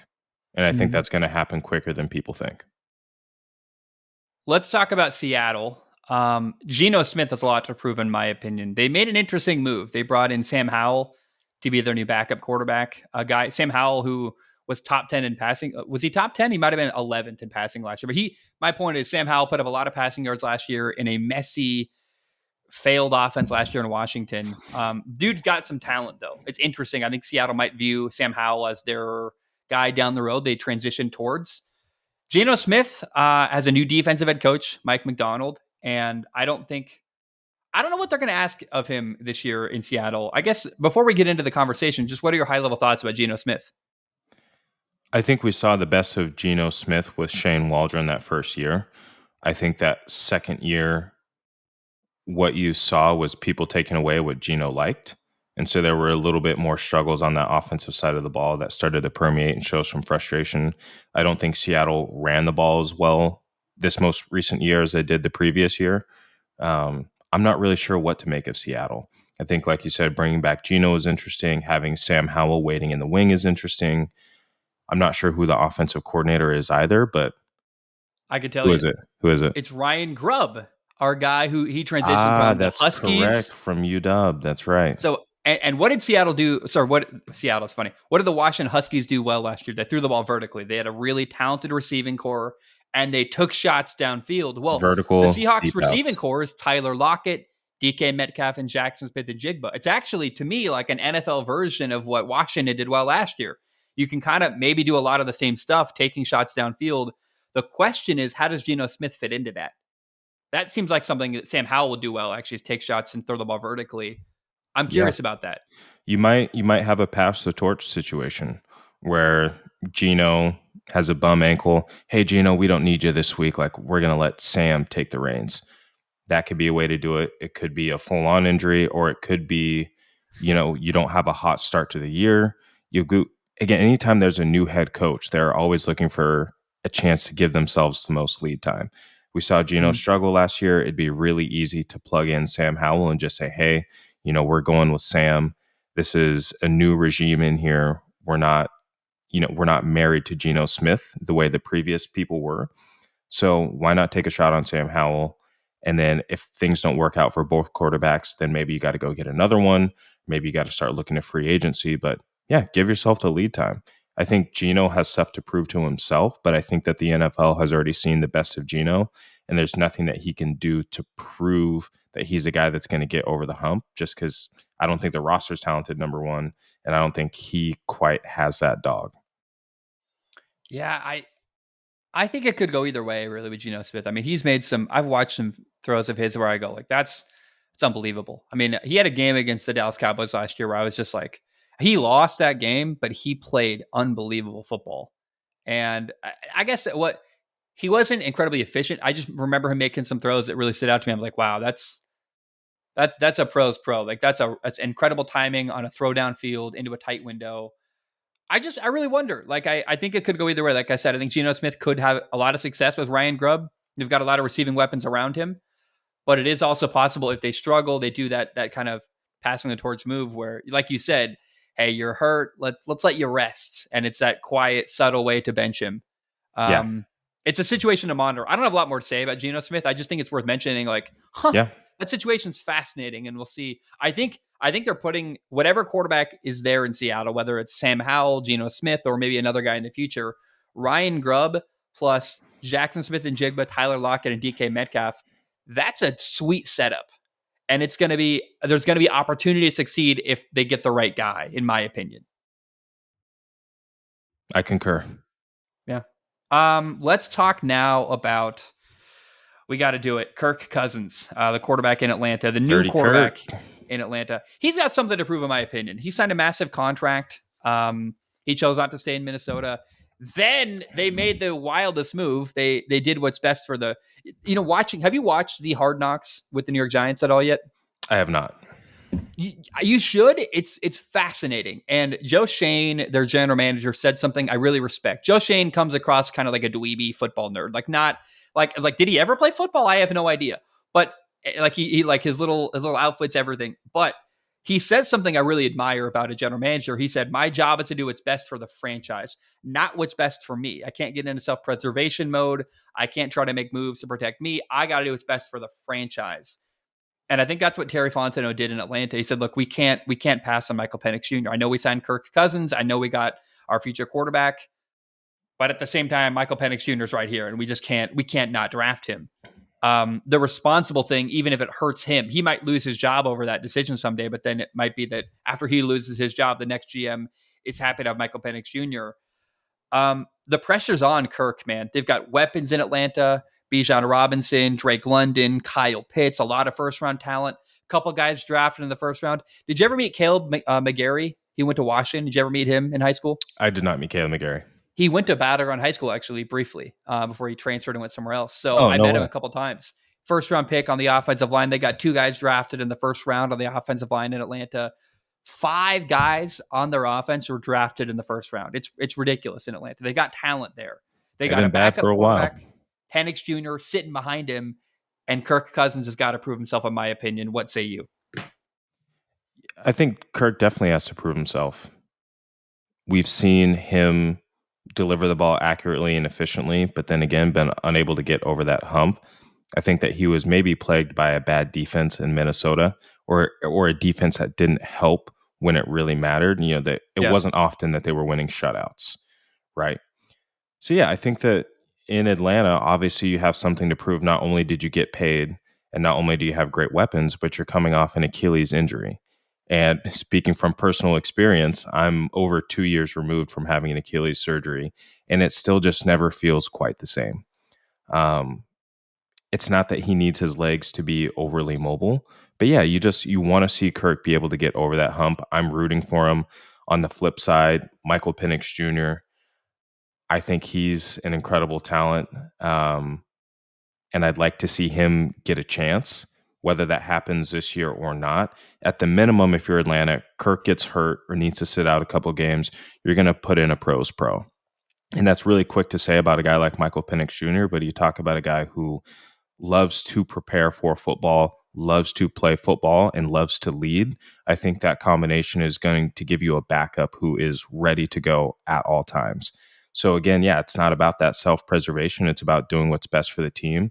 We've seen now the past couple of years, having a competent backup is incredibly important, especially in those latter stretches of the season. So at best, you've got a successor, and at worst, you've got an incredibly talented backup that can pick up and win you 2 or 3 games in the NFL. Hmm.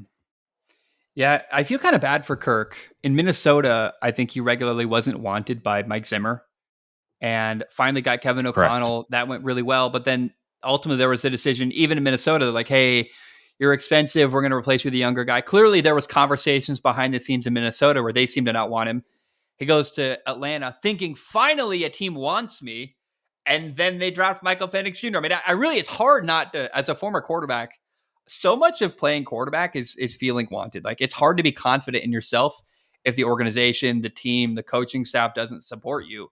How can he feel supported? I mean, it's got to be a psychological factor if you're Kirk Cousins. It's got to be incredibly frustrating how his career has gone down. Washington didn't want him.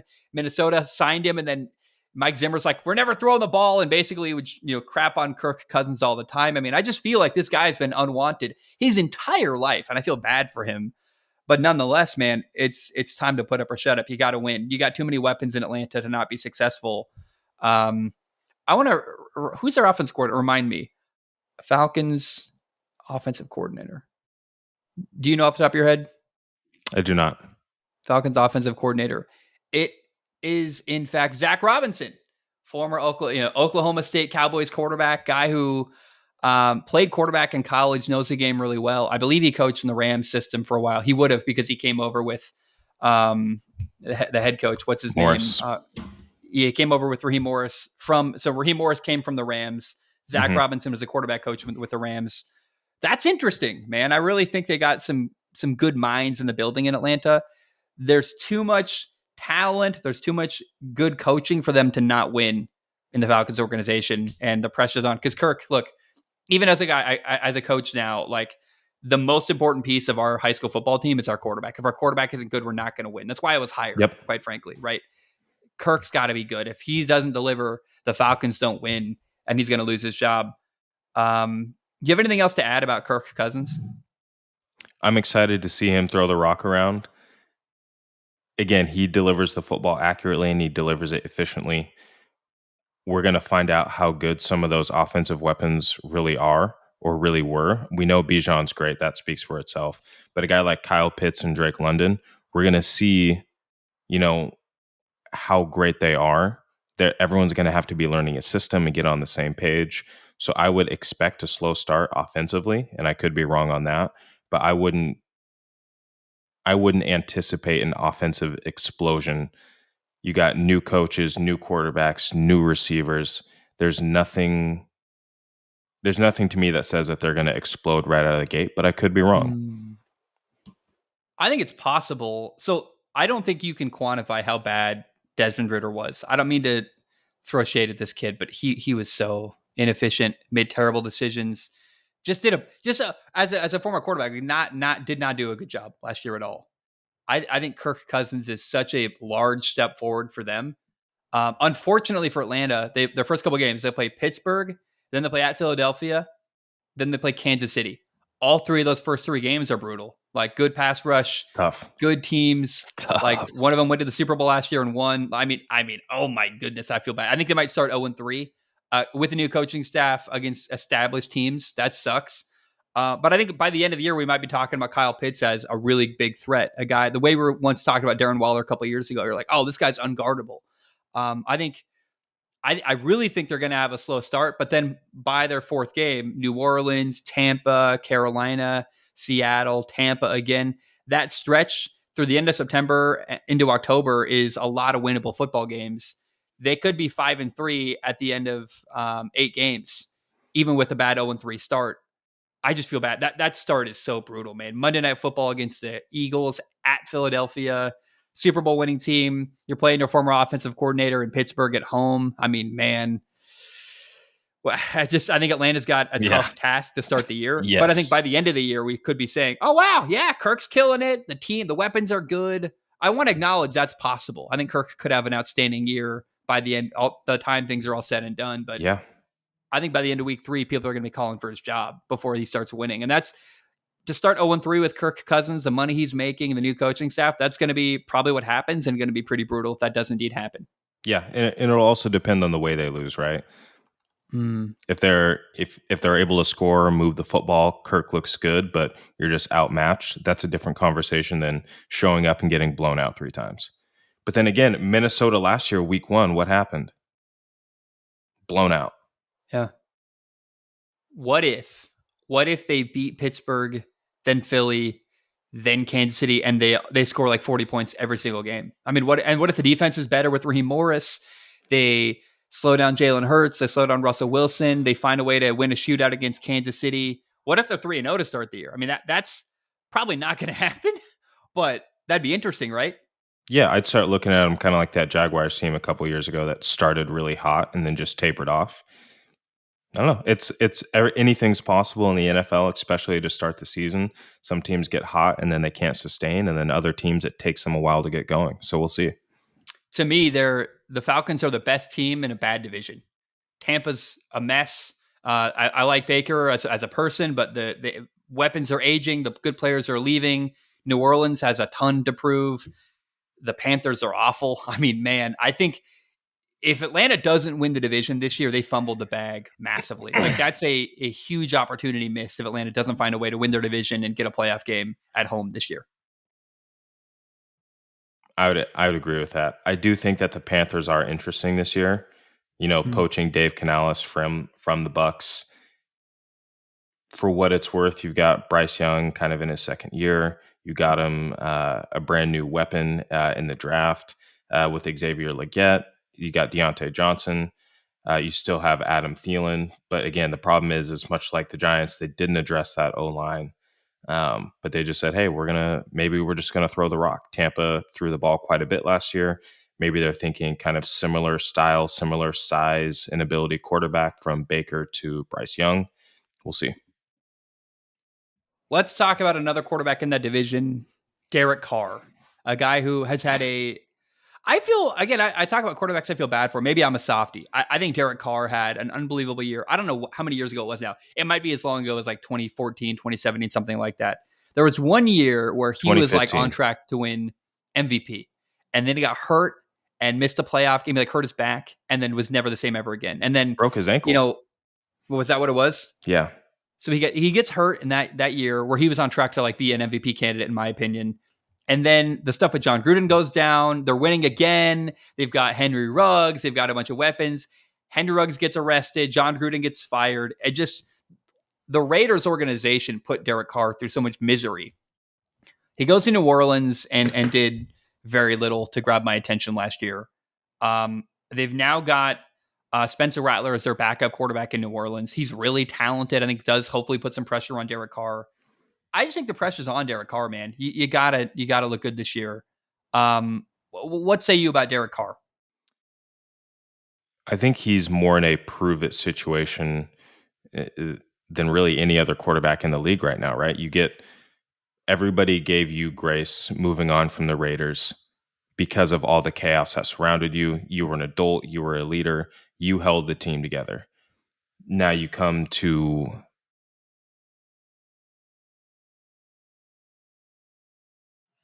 They've I'm got just in gonna New let that Orleans. pause. They've got. Now It's you head to okay. New Orleans. Now you The head to New pregnant Orleans. pause.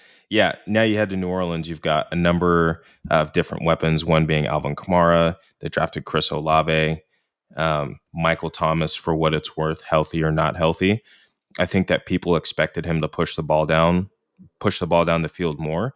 And while those clips of him like bombing it to Rashid Shaheed comes out, and it's very evident that he did throw the ball down the field, it really wasn't on a consistent basis. I don't think that there was any commitment to the run game, and I just don't think the offense was very good. I'm blanking on the head coach's name um, in New Orleans, but I don't think Dennis Allen, Dennis Allen, defensive head coach. horrible. I'm Yeah, sorry, it's the most horrible like not, it's situation, the most forgettable coach in the NFL for a reason. Like also Michael Thomas horrible. currently isn't listed on their roster. He's on the if you Google him, it says he's on the team, but I don't find him on the roster anywhere. I don't know if he's dealing with an injury. I don't know what that is. Could be Um, very well they released him. I don't know what to make of this man. Like they've got Taysom Hill listed at tight end and quarterback. I'm not gonna lie, this is the weirdest depth chart I've ever looked at in the NFL. It's a Like they got horribly names constructed repeated. roster. You got a defensive head Yeah. coach, and the defense wasn't amazing last year, although it was great. When you have a guy like Cam Jordan, like your defense is going to be solid. He's a great leader. But yeah, They brought in Clint Kubiak to be the offensive coordinator. I know some people that know him personally. They love him. He's done a lot of good stuff. Work with Kyle Shanahan at times. Was the Vikings offensive coordinator in 2021.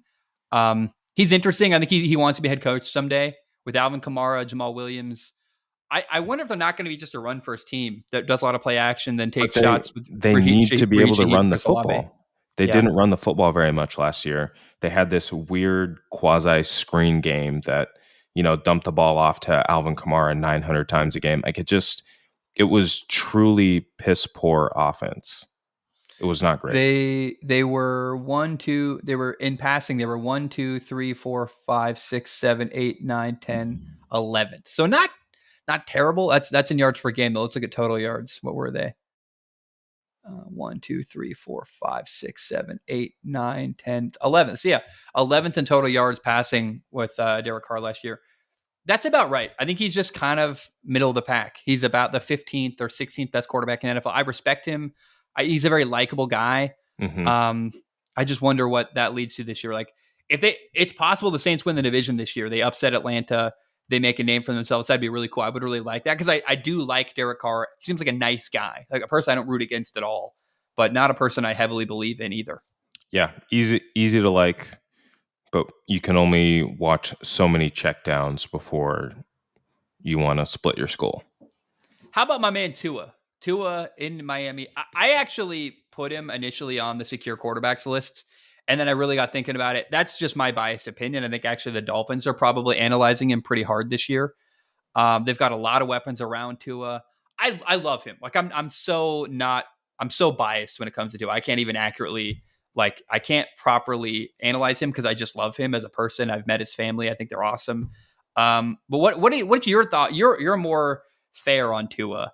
What do you make of Tua in Miami? Is the pressure on there? I think the pressure is absolutely on. I think that last year, and this was no fault of his, that team was so injured by the end of the season, especially defensively on the O line as well. Like Tua not only didn't have protection, but on the defensive side of the ball, they couldn't get any pressure. Waddle was nursing injuries all year. Tyreek Hill started to have that ankle injury towards the end of the year. It was great to see Mostert stay healthy. Of all the guys to stay healthy, it was great to see him stay healthy. But yeah, I think that team just fell apart. I think, is it the third year now with Mike McDaniels? Yep. Yeah. Yep. So I think your third year now, you're returning a lot of guys. You bolstered up your edge defense in the draft. You drafted another wide receiver. You drafted another running back to help kind of add some depth to the team. To me, it's just a question of can they stay healthy, and that's Tua included. I think last year he did a great job staying healthy. He delivered the football. It was unfortunate that you had a cold matchup in Arrowhead, but also at the same time, if they could have closed the season a little bit stronger, you're hosting a game. And that ultimately came down to their injuries that plagued them to end the season. But yeah, the pressure is certainly on for Tua. I think he's earned the right to be secure in Miami. He's done nothing to me. He's done nothing to prove otherwise. Yeah, just stay healthy, keep throwing the football. maybe move off of one of those backs, because now you've just drafted a running back. You've got Mostert. You've got, who's the ridiculously fast guy that they had last year? Can't The believe I'm running back blanking on his room. name. So here's the weapons in Miami. Let's just talk about him. At Yeah, let's just receiver, they talk got about him. Tyreek Hill, Jalen Waddle, and Odell Beckham Jr. Now they've also Oh, got they River drafted Craycraft. OBJ. They traded for OBJ, or they Yeah. brought in OBJ. They brought in River Craycraft, guy I watched a lot at Washington State with Gardner Minshew. Braxton Berrios, a return guy. Like that, their bench is River Craycraft and Braxton Berrios, which is crazy. Their running back room: Devin Achane, Raheem Mostert, A-Chain. Jeff Wilson Jr., and then at tight end they got Johnny Smith and Durham Smythe. So they are frankly loaded with weapons everywhere on the offensive side of the football. It's kind of insane, actually. Like it's hard not to succeed when you got that many good players around you at O-line quarterback. needs to stay healthy. That's, to me, that's the key. If that O-line stays healthy and if the defense can hold up, then they'll be in great shape. I'm not sure what the status of Bradley Chubb and Jalen Phillips is going to be to start the season on that Mhm. defensive side of the football. You let Xavier Howard go, who was an excellent corner for a number of years, perhaps a little bit overpaid and a little bit old now. Yeah, we just need to see how that defense is going to show up, especially late in the season. Dude, up front, they got Calais Campbell, Jalen Phillips, Bradley Chubb. I mean, man, it's But those who's their those two defensive guys have coordinator? They just major got a new one. injuries. Who's their defensive coordinator in Miami? I don't know Miami. after Fangio. Not It sure. is of course. It's Anthony Weaver. So he's awesome. He coached the Ravens before. I respect him and like him a lot. That's when I know him from the Ravens. Um, the thing about Tua that I find really interesting, he's on his fifth year. So they signed it's his fifth year option this year in 2024. He's making $23 million.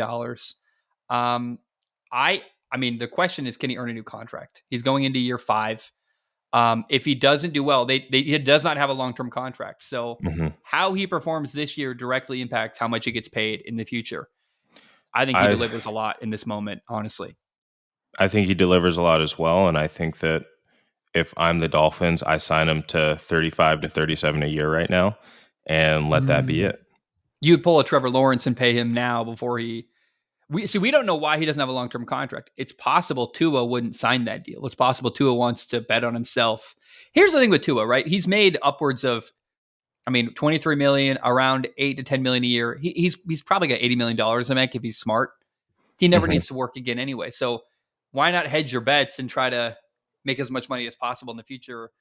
I don't like that approach, for the record. I would always take a pay cut. I would always take a team friendly deal. If the Dolphins offered me $30 million a year to be their quarterback for 5 years, I'm taking it. I'm taking Yeah, more guaranteed money than a bigger number on the contract. I think if you guaranteed him whatever 30 million times 4 is, or 30 million times 5 is guaranteed money completely, yeah, everybody wins in that situation. You're in Miami where there's no state income tax.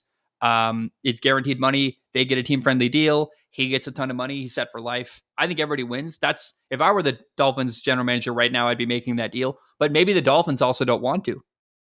We don't that's know a what that that's a conversation very is. real possibility. That's a very real Yeah. possibility. Yeah. I just wonder, because maybe the Dolphins look at it and say, hey, what if we had Kirk Cousins instead of Tua? Would we be way better? No, you'd be the exact same. You'd be the exact same. Yeah. Yeah. I mean, that's who else could they make a move for, right? Is Kyler Murray available? Is Dak Prescott going to be available ever? Um, I mean, but now you talk about spending a bunch of money, and you're already paying guys like Tyreek and Waddle a lot of money. yeah. And then I when think it you're onto comes, something. yeah, I I think don't the know. Dolphins Just should pay him just pay now. him early. Yeah. Pay him I now. think, Pay him now, because it's clear that he can throw and deliver the football at a high level. He was an MVP candidate up until like the last 5 weeks of the season when that team physically just fell apart. And I think that you just keep leaning into Tua and his ability to deliver the football, and I think it'll pay off. how about Philadelphia's quarterback, Jalen Hurts? A guy who got a ton of money, led him to a Super Bowl a couple years ago. But last year really kind of stumbled. Took a step backward, it felt like. I think the Mm-hmm. opinion right now on Jalen Hurts is very skeptical. There's a lot of people look at him and go, we'll see. We'll see what you are. They brought in Saquon Barkley. They've got a really good receiving room. AJ Brown, Devontae Smith. They brought in Paris Campbell, who's really fast. Guy Mm-hmm. who didn't work very well in Indy, but a guy who's got potential. What do you make of the Eagles quarterback Jalen Hurts? I think you saw a regression because Shane Steichen was obviously a great offensive coordinator. You saw what he was able to make happen in Indy with Minshew and where you started to see Anthony Richardson go. So I think that hurts, right? And you have a coach um, in Philadelphia who I don't think is an X's and O's guy. He's more of a build the team energy, build the team culture, and get everybody kind of rowing in the same direction. Nick Sirianni, the Nick former. Sirianni, Yeah. yes.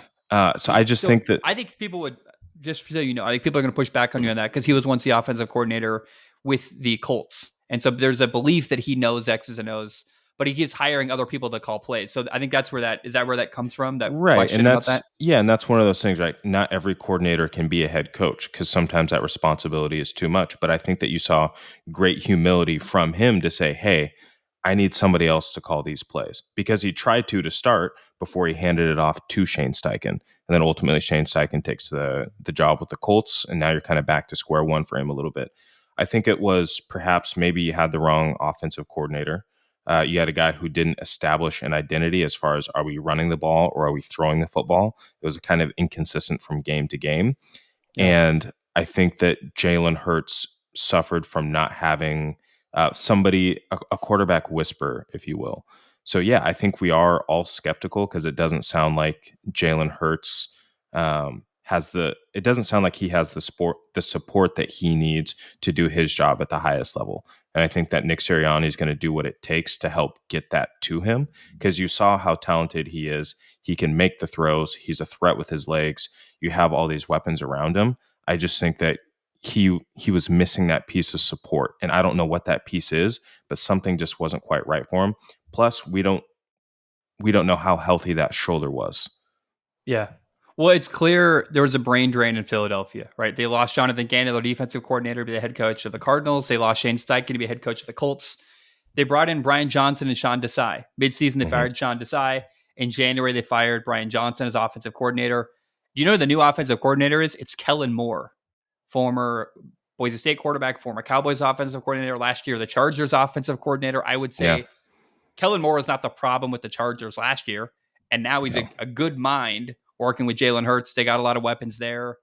I'm actually really excited for Jalen Hurts. I love him as a person. He's one of my favorite leaders in football. They've so got Dallas great, Goddard and so CJ great. Uzama at tight end, Saquon Barkley, Kenneth Gainwell at running back. I wonder what Saquon's going to bring to the table. I think he's going to be really eager to show what he can do with a better offensive line than he's had in the past.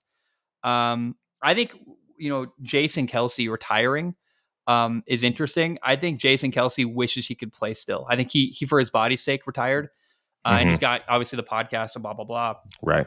But I think if you asked Jason Kelsey privately, he'd say it's going to be really painful to watch this team because they are talented. There's a big opportunity to win this year, Yeah. and it's almost a shame. I think that last year wasted the last maybe good year of Jason Kelsey. If he could have sat out for a year and stayed healthy and played this year, it would have been beneficial because I think the Eagles are going to be a much better team on offense this year than they were last year.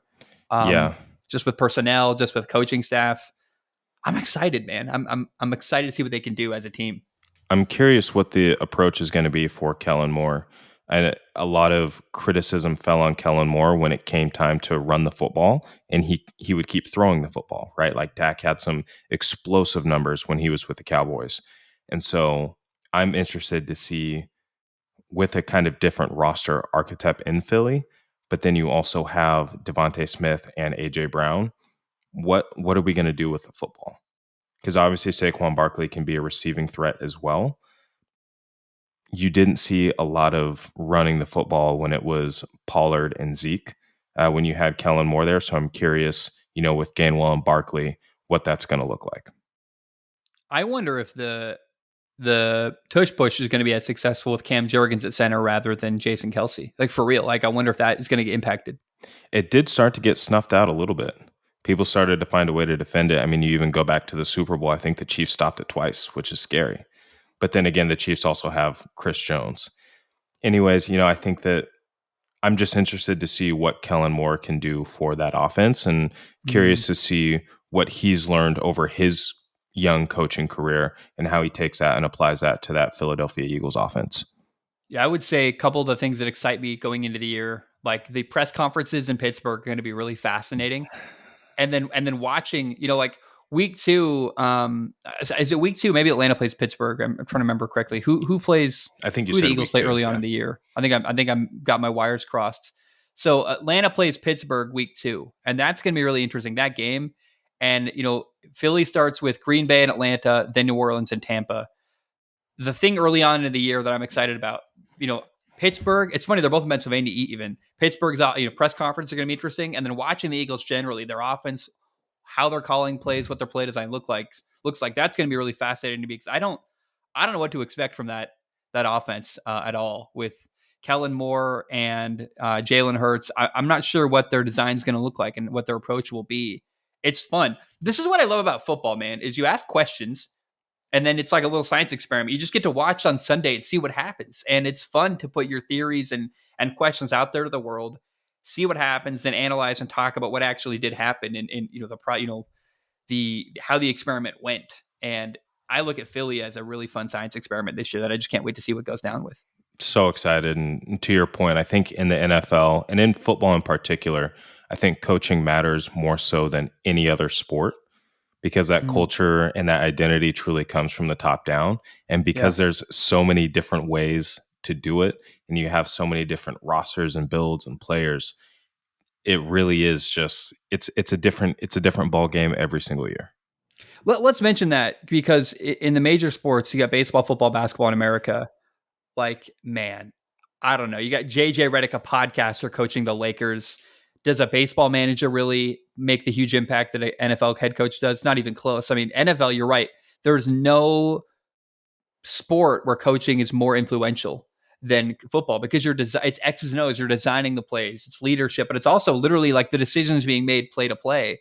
Hmm. Football is a turn-based role-playing game, basically. Like it's kind of like a video game in that there's so many decisions made, and you got to make the right decision, and the other guy has to make a bad decision. It's just this game of cat and mouse and chess, basically. Yeah. Um, you're right. Coaches, I've never thought about it that way, but it's so true. Like a baseball manager compared to an NBA coach compared to an NFL coach, the impacts aren't even close. Like as far as what kind of influence you have on the game, it's wild to me.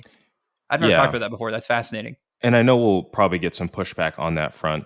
I don't have insight into high level, baseball managers or the in depth or the inner workings of an NBA coach or really any of the other major sports. But from my experience, again, like the communication chain, right, from your head coach to your lead coordinators, offense, defense, special teams, to your position coaches, and all of that having to come together every single play, I think is just it's insanity.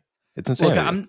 I'm not saying a baseball manager doesn't matter. I'm not saying an NBA coach doesn't matter, but I'm saying like no podcaster becomes an NFL head coach. Like you don't go from the couch to calling plays on Sunday. That doesn't happen. And we just saw JJ Redick get hired as Lakers head coach. Name another sport where that's even possible. Jeff And it's because Saturday. I get, yeah, but if I'm he just messing played, around. I mean, maybe it had I don't know. I guess you're right. I guess I got hired as an offensive coordinator. That's a funny one, but that's such a low Yikes. level. The irony. Um, but to me, like I just think in the NBA, you're more of a community manager, almost your personality manager or babysitter. Um, I'm not trying to take a shot at another sport. I'm just saying I played football, and man, the level of decision making and the level of design that goes into an NFL offense and NFL defense is so much greater than what happens in other sports. It's not even close. And the fact that they're actually not compensated way higher is also interesting to me. Like an NFL coach isn't paid dramatically more than a baseball manager or an NBA coach when, frankly, the impact on the game to me is so much higher. It's fascinating. Hmm. Although maybe that's not true because look at a college football coach versus a college basketball coach. I don't know. Anyway, let's end that conversation. Let's talk about Kyler Murray, the Arizona Cardinals quarterback. The pressure on him is obvious. He's coming off of an injury. I guess he came back at the end of the year. I want to look at exactly the impact he had. I believe they did better when he came back. The Cardinals last year finished the year with a 4-13 record. With Kyler Murray, they went 1, 2, 3, and 3 at the end of the year from week 10 on. That's not great. No, 3 and 1, 2, 3, 4. They went 3 and 5, even with Kyler Murray healthy at the end of the year. So I don't know how much of an impact Kyler Murray really made at the end of the year last year. for the Arizona Cardinals. Excuse me. Um, I don't have a lot to say. I think when you're coming off of a year where you only played half the year injured, you're on a bad team. What are your high level thoughts on Kyler Murray in Arizona? He's a guy that's been criticized as a leader often, had multiple injuries now. He's a smaller guy. I think there's a lot of skepticism of him. Do you agree? Yeah. Yeah, I think people are rightfully skeptical. And I think that, going back to a conversation we had earlier, like opening yourself up to criticism. There were some times early in his career at the microphone where as a quarterback, you have to take responsibility, even when it's not your responsibility. That's part of being a quarterback. And I think at times you saw him shy away from truly owning some of the things that were going on inside the Cardinals organization, whether good or bad, and whether his fault or not. As a quarterback, you can't get up there and sound like you're blaming other people. And I think that opened himself up to criticism, which then led to, oh, does he even watch film? And all these other things started to become a factor externally. And I think sitting that first part of last year due to injury may have been good for him to sit on the sidelines, not for injury purposes, but just for him to be able to sit back and see and watch and just maybe soak things in a little bit differently than when you're the guy who's responsible for those wins and losses. Maybe, mentally record how you would have responded, if you were responsible for that loss. And so this year, I think obviously they've drafted Marvin Harrison Jr. They picked up Zay Jones. I'm trying to think of who else I have out there. You got James Conner still on the running back side. Defense, I think, I don't know if it's going to struggle with Gannon because I thought he did a great job, like just inspiring the team to play hard. But yeah, there's a lot of different factors, and specific to Kyler, I think that this year he's got weapons around him still, and I think that he's an all-time talent. The dude can absolutely spin the football. He can make plays with his feet, and I'm excited for him to have a good way to end last year in terms of coming back in and making an actual positive impact for the team. Taking that into the offseason, you've got Marvin Harrison Jr. now, and you've got a head coach that wants you to succeed and who's bought into you. And I think that is a stark difference than Kingsbury, who would kind of throw Kyler under the bus at times. So I'm excited for him. Do you think adding Marvin Harrison Jr. raises the stakes in Arizona? Like there's now expectations that they got to do well. I wouldn't say raises the stakes, but it certainly means something when there were probably other positions that they could have service. Actually, no, I take that back. It does raise the stakes. It absolutely does. If you go and you get a receiver, what was it, second overall? You go and you get a receiver second overall. You start looking at the last second overall receiver. I think it was Jamar Chase. You got to be able to throw him the football, and you got to be able to get Zay Jones the football and everyone else the football. And this offense has to go. If the offense is not going, then it doesn't matter. He was the 4th overall pick, but he's viewed as the best receiver in the draft. And I think, man, like it takes away the excuses for Kyler, I guess, in my opinion. When you've got a guy really talented like him, who's viewed as able to win a lot of one-on-one matches. He's as good as they say he is, which by all means looks like it.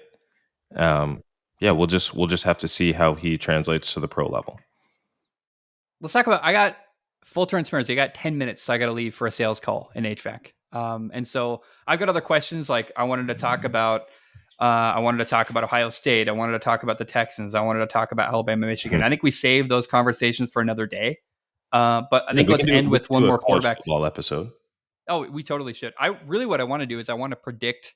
Look, I'm going to be horribly inaccurate, but I want to predict the SEC and the Big Ten schedules and talk about every team and their records, because I think it'd be fun to put that out to the world, to get like pick some numbers, and then in December go like, how was I right? Was I wrong? But making a prediction allows you to have a baseline that you then set your expectations on. And then it gives you a measuring point to then, as the year goes on, talk about whether you're right or wrong. So making predictions is valuable for that reason, even if predictions on the Big Ten, the predictions on the SEC are inaccurate. Those are the two conferences in college football I've got my eye on that I'm frankly really engaged in. The rest of college football, like, I'm interested in like Colorado's going to be fun in the Big 12, and UCF, Central Florida in the Big 12 with the kid out of Arkansas, that quarterback they got is awesome. But for the most part, it's really only the Big Ten and the SEC that I even have a radar on in college football. But does that make sense? Would that be fun to do? Let's Is do it. predict the Big Ten and SEC? I'd The love one to. quarterback we have left to talk about, we actually have two, but Baker Mayfield is one that we haven't mentioned at all. That I don't know that the pressure's on, and here's why. Maybe it is, maybe it's not. The reason I would say it's not is because he just signed a big contract, and it wasn't unreasonable. It was like $100 million. It wasn't some insane $275 million. It wasn't insane. The money felt reasonable to me, and they're an aging team with not a lot of weapons. I don't think expectations are super high for Baker Mayfield. It's kind of like, we'll see what you can do in a tough situation with not a lot of help around you. What do you make of Baker Mayfield? I think you kind of hit it spot on. It's like he signed this new contract, but yeah, there's not really this massive expectation for him to take this giant leap. It's almost like we've already seen the best of Baker Mayfield in one of those years when he was in Cleveland. He had a surprising year last year, but not quite as surprising as maybe Geno Smith had like the year prior to that. So like he overachieved, but he didn't necessarily overachieve to the point where we need to set new expectations for him. And I think you're right. There is an aging roster for him. So let's see. You've got Mike Evans, who's going to go for 1,000 yards again. It's just inevitable. The dude's unbelievable. Chris Godwin starting to be injured more frequently now. Kind of a bigger slot guy, but still incredibly efficient. And then on that running back side, you've got Rashad White, who's a great receiving option. Interested to see how that changes without Dave Canales. But yeah, I don't think he's got this expectation that he needs to go throw for 4,500 yards, 35 touchdowns, and 10 picks. I think that, he can throw for 3,500, 25 touchdowns, and maybe 11 picks, and people are going to be like, wow, like Baker had a good year. There's nothing in Tampa that screams we're on the clock. We have a roster that needs to win now. Yeah, he's going to go out there. He's going to play some football. He's going to love it. I love the energy that he brings and the fun that he has playing the game. And that's what you're going to get. And that's kind of that's a Todd Bowles coach team. The amount of money you're making really impacts the level of expectation, I think, is thrown at you, right? When you're making $275 million and Trevor Lawrence, we're really critical. Right. Another name we haven't said today, Gardner Minshew. He's making $15 million to be the Raiders quarterback this year. Now the question is, they got that kid out of Purdue. I forget his name right now. I'm blanking on it. Let me find it. It is not Hartman. Aiden O'Connell. Aiden O'Connell's a quarterback. Who there's a question: will Aiden O'Connell be the starter or Gardner Minshew? They're certainly paying Gardner Minshew to be the starter. Aiden O'Connell's making far less. But there's no pressure on Gardner because he's not paid. $15 million is a reasonable amount of money to pay a quarterback. Like, he's not viewed as some savior of the Raiders franchise. So there's no pressure there. I wouldn't say the pressure's on there. The one name that I don't mean to avoid this name. I will say, though, there's always pressure on for the Raiders. It's one of the biggest, most storied franchises in NFL history. They've had an incredibly loud offseason with the new head coach and some of the changes that they've made and the personality that they're trying to bring. Regardless of, how strong that roster actually is, there is an expectation for the Raiders to just win, no matter who the quarterback is. This one speaks for itself. Deshaun Watson is the name that we just haven't even talked about yet. The amount of money he's making is absurd. The way he's conducted himself off the field deserves criticism. Do you have anything to say about Deshaun Watson? I really don't. I don't like him very much. I think he's been wildly unimpressive on the field as well as off the field, behaviorally and playing style. I mean, just he hasn't delivered. I remember once his last year in Houston. I'll say this about Deshaun Watson. I thought he played like an MVP candidate, quite frankly. Like, he was unbelievable. And ever since he's gotten to Cleveland, on top of all the criticism off the field, he's just been terrible. He's not done anything anywhere near what a quarterback making, what does he make? $275 million, $250 million, something crazy like that. The contract looks fucking awful. And so I've got real strong criticisms and concerns about Deshaun Watson. Pretty easy to agree. Would you? I would agree. I don't have faith that Deshaun Watson can return to form. If he does, right, he got, some games back under his belt after sitting out for a year, like, good for him. But to me, you pay that guy kind of, you pay a guy that kind of money, you need to win 14, 15 games, Yeah. which sounds crazy. But if I am guaranteeing you however many millions, you need to guarantee me some wins. And that starts with staying healthy. That starts with being a better leader for the team. And that starts with winning games. And he has done none of those things since arriving in Cleveland. He's I even mean, sat out of games that I thought he was healthy enough to play. That you're like, dude, what? You can't make that much money then not play. Like you're right. stealing money from that organization. It's shameful. Yeah. I think Cleveland's problems also run a little bit deeper. Um, I think they have a head coach who is very much married to his run game, and good for him. It's what they did in Minnesota. But like at a certain point, you can't just run the rock with Nick Chubb and then try to throw play action behind it. Mm. And to me, on that offensive side of the football, they run such rudimentary route concepts and expect the guys to be open. Like I'm talking, you're running like 2 or 3 routes at a time or one route at a time, and you're not giving the quarterback anywhere to go with the football if the number one isn't there. And I think that that's been a problem. That was a problem for Baker. It's going to be a problem for whoever's the quarterback with, oh my God, who's the head coach? He's a good looking guy too. I can't believe I can't remember his name. Browns head coach. Oh, Kevin Stefanski. Stefanski, yes. So yeah, he did that. He did that with Dalvin Cook in Minnesota, and he's doing the same thing. It's just Nick Chubb looks like an all-world running back, which he is, right? Dude's an absolute titan. But then you look at the rest of the team, like, have they had 1,000-yard receiver? And maybe it was Amari Cooper, but I'm not sure if he actually eclipsed 1,000 yards. Like, it's just not. To me, it's not good football. Yeah. Yeah. I think that rounds out our conversation, man. I love you. I'm really grateful for your time, and we'll do this again someday. I've got a lot of ideas and stuff we can do and talk about on a podcast about sports. But next for me, I need to revisit the predictions I made last year about the NFL. Have fun, make fun of myself, talk about what I got right and wrong, and then make predictions for Yeah. next year. It's kind of we're in prediction season. We're in mid-July where there's not a lot going on and not a lot of news, which is actually okay. Guys, I love you. I appreciate you. Hope you do well. Thanks for coming on the show, Nathan. And until next time. But Yeah. bam. Hey, before you're signing off, thanks for Yeah, having yeah, me yeah. on. It had been a Oh couple yeah. years. Incredibly excited, and hopefully have more conversations like this on the NFL side. So grateful for you and bringing me into this conversation, and I can't wait to have more. No, let me be clear. My eagerness to go is only I've got 29 minutes to get to Sherwood, Oregon.